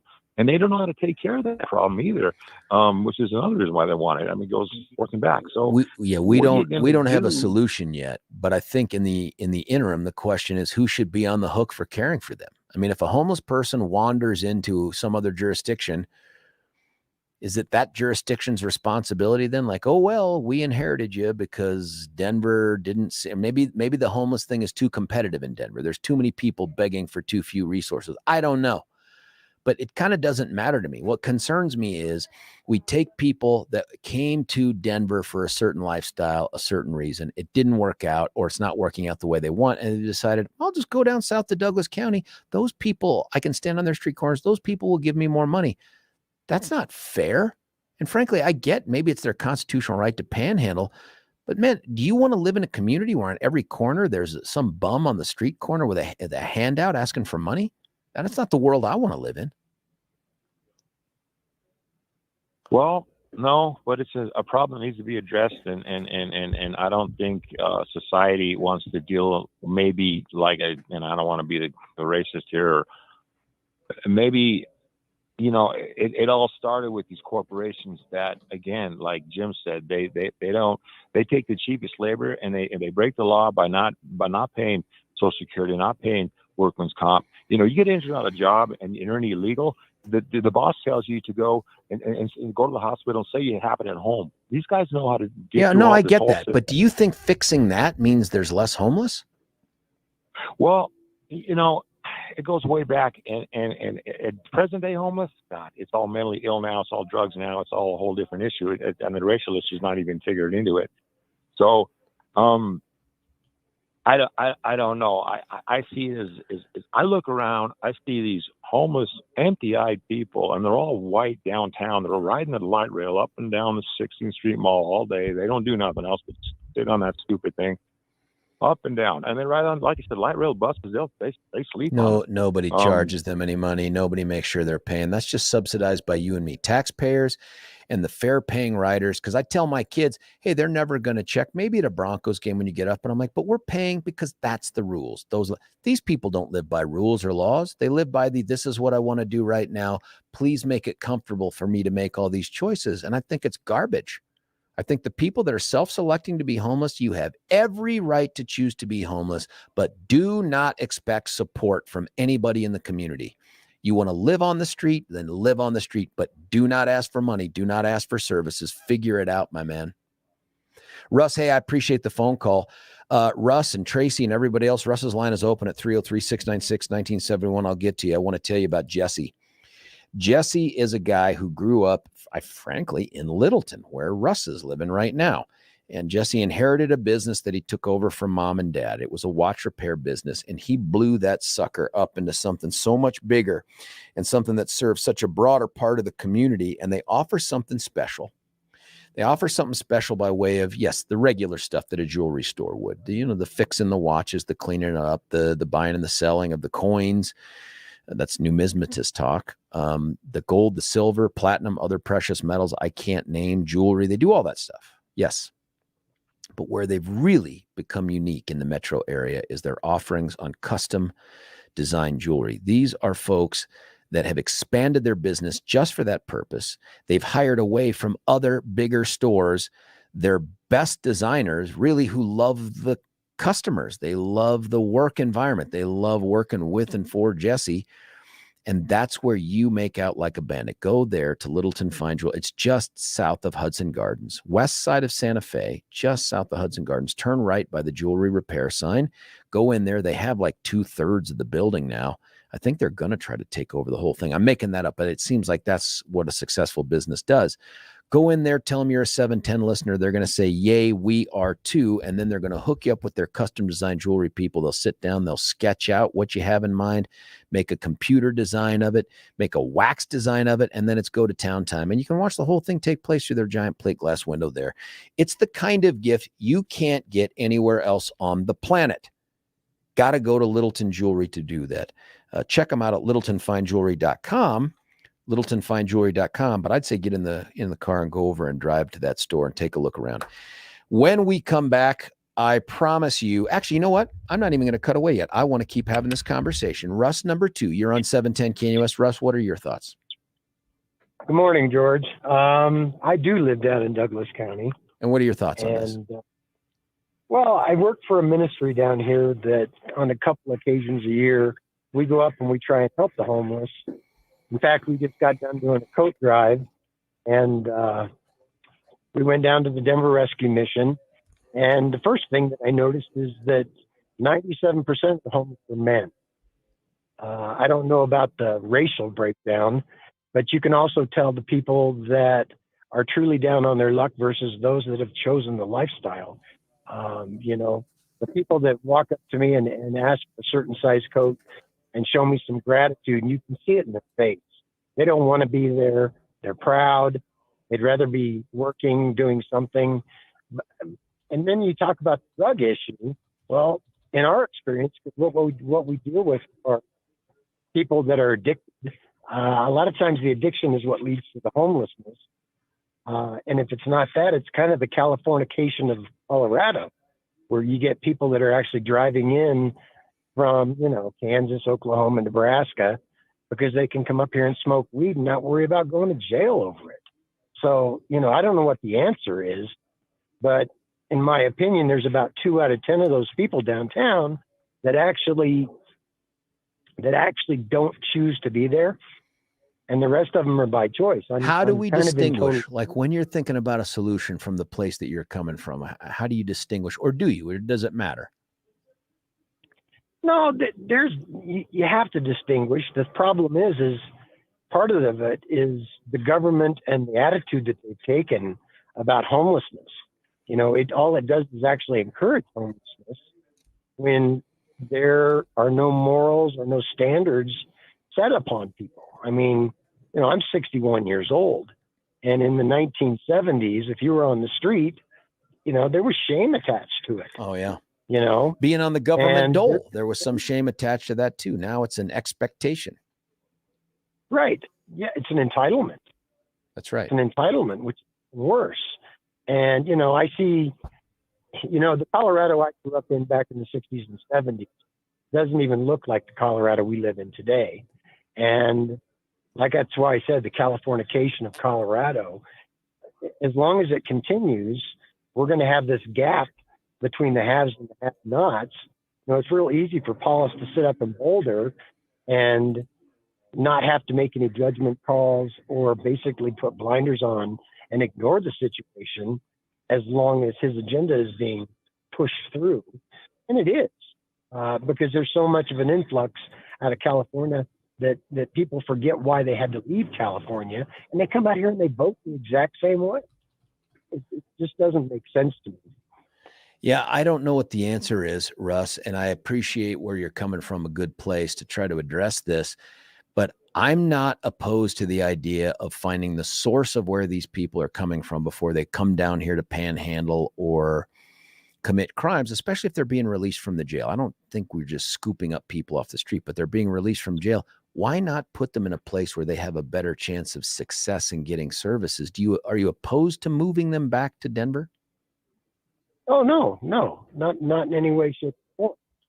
In fact, the funny thing is Denver's real good about dumping money at the homeless situation, not for, but at the homeless.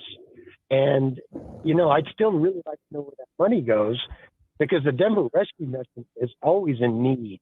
They're always looking for somebody to help them out financially, clothing, food. Well, they're already there. And if Denver's dumping all this money and promising and giving all kinds of rhetoric about how we're going to do this and we're going to do that, why aren't they already giving that money to the because programs I think exist? the other caller made a great point, and Russ, forgive me, I got to cut away for a break here. But the idea here is that the solution is not something they seek. They seek money to continue to, quote unquote, address the problem. They're not really looking for a solution. So much of what government does, and especially those on the left, is not about real solutions. It's about just growing government and solving the problem an ongoing issue. If you have a problem, by the way, that needs to be addressed right away, and it's a problem created by somebody's negligence, their recklessness, their intentional conduct. I talk about Dan all the time. I mean, let's just cut to the quick here. If you get into a car accident or you get hurt, something horrible happens to you, and you're thinking, my God, what now? My life has been changed. Well, what do I do? Don't panic. Pick up the phone and dial these easy to remember numbers: 303-907-5003, 303-907-5003. Now, it's not going to ring Dan in his pocket, but it's going to ring someone on Dan's team. And that team is something I used to be a part of that team about 15, 16 years ago, learning how to try civil cases. And I didn't just learn how to try civil cases and how to assess them, but what I really did learn is this guy is indefatigable. You can look it up. He's also undeterred by whatever the challenge is in front of him. When Dan takes on your case, he's telling you, I believe in you. I believe in the fact that you're a victim, and somebody else should do what they can to make your life even that much better, even though they can't ever put you back into the place that you were. You get that kind of fighter in your corner, and that's his whole team, man. That's the Mike Kane, former Marine guy. That's the Babar Wahid youngster that started off with him in law school and is now a 15-year pro with him. That's Amy and Megan, who I hired as prosecutors and promoted as prosecutors, who now work for him, and everybody else that they have. This is who he finds: people that think like he does, that are looking to help you achieve some measure of justice, and not just any justice, the most justice you can get out of the other side, usually an insurance company. And so those multi-million-dollar verdicts, that's not just yay, neat, look what he did. That's real money to try to take care of someone that somebody really hurt. And if that someone is you or someone that you know, the easy place to go is Dan Caplis. In fact, really the best place to go. Check them out at dancaplis.law.com. That's Caplis, C-A-P-L-I-S, dancaplis.law.com. When we come back, Tracy, everybody else calling in right now at 303-696-1971. And I don't know if I've seen this many texts in a long time. We'll take a look at those and try to get some of those on as well. It's George Brauchler on The George Show, 710 KNUS.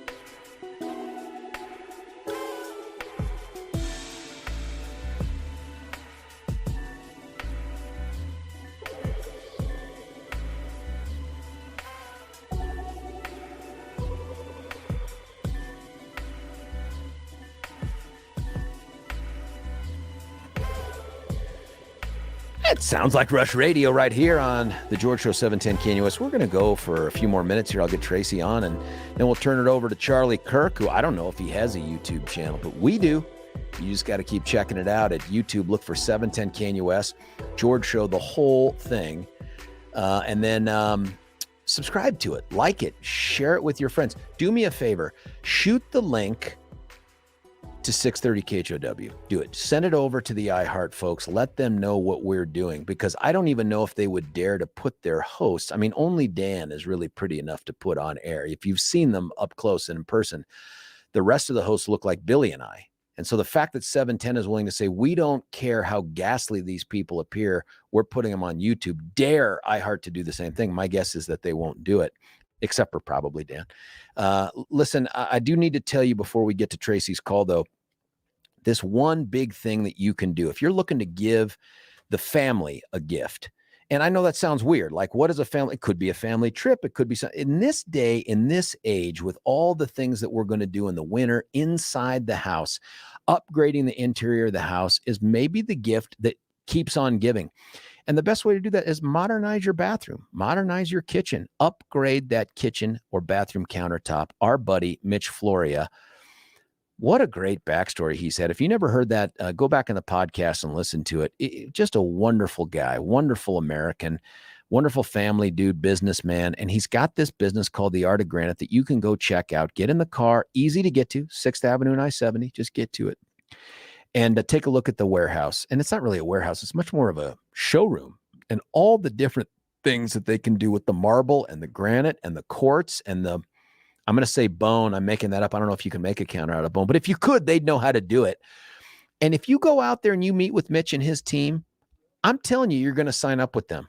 That's how great of an experience it is. And we keep hearing about it. In fact, if you tell them you heard about them on this show right here, George, on KNUS, they're going to throw in that bathroom countertop for free with the kitchen countertop package. Or if you're only doing one room, what the heck? They'll shoot you the sink for free with the package.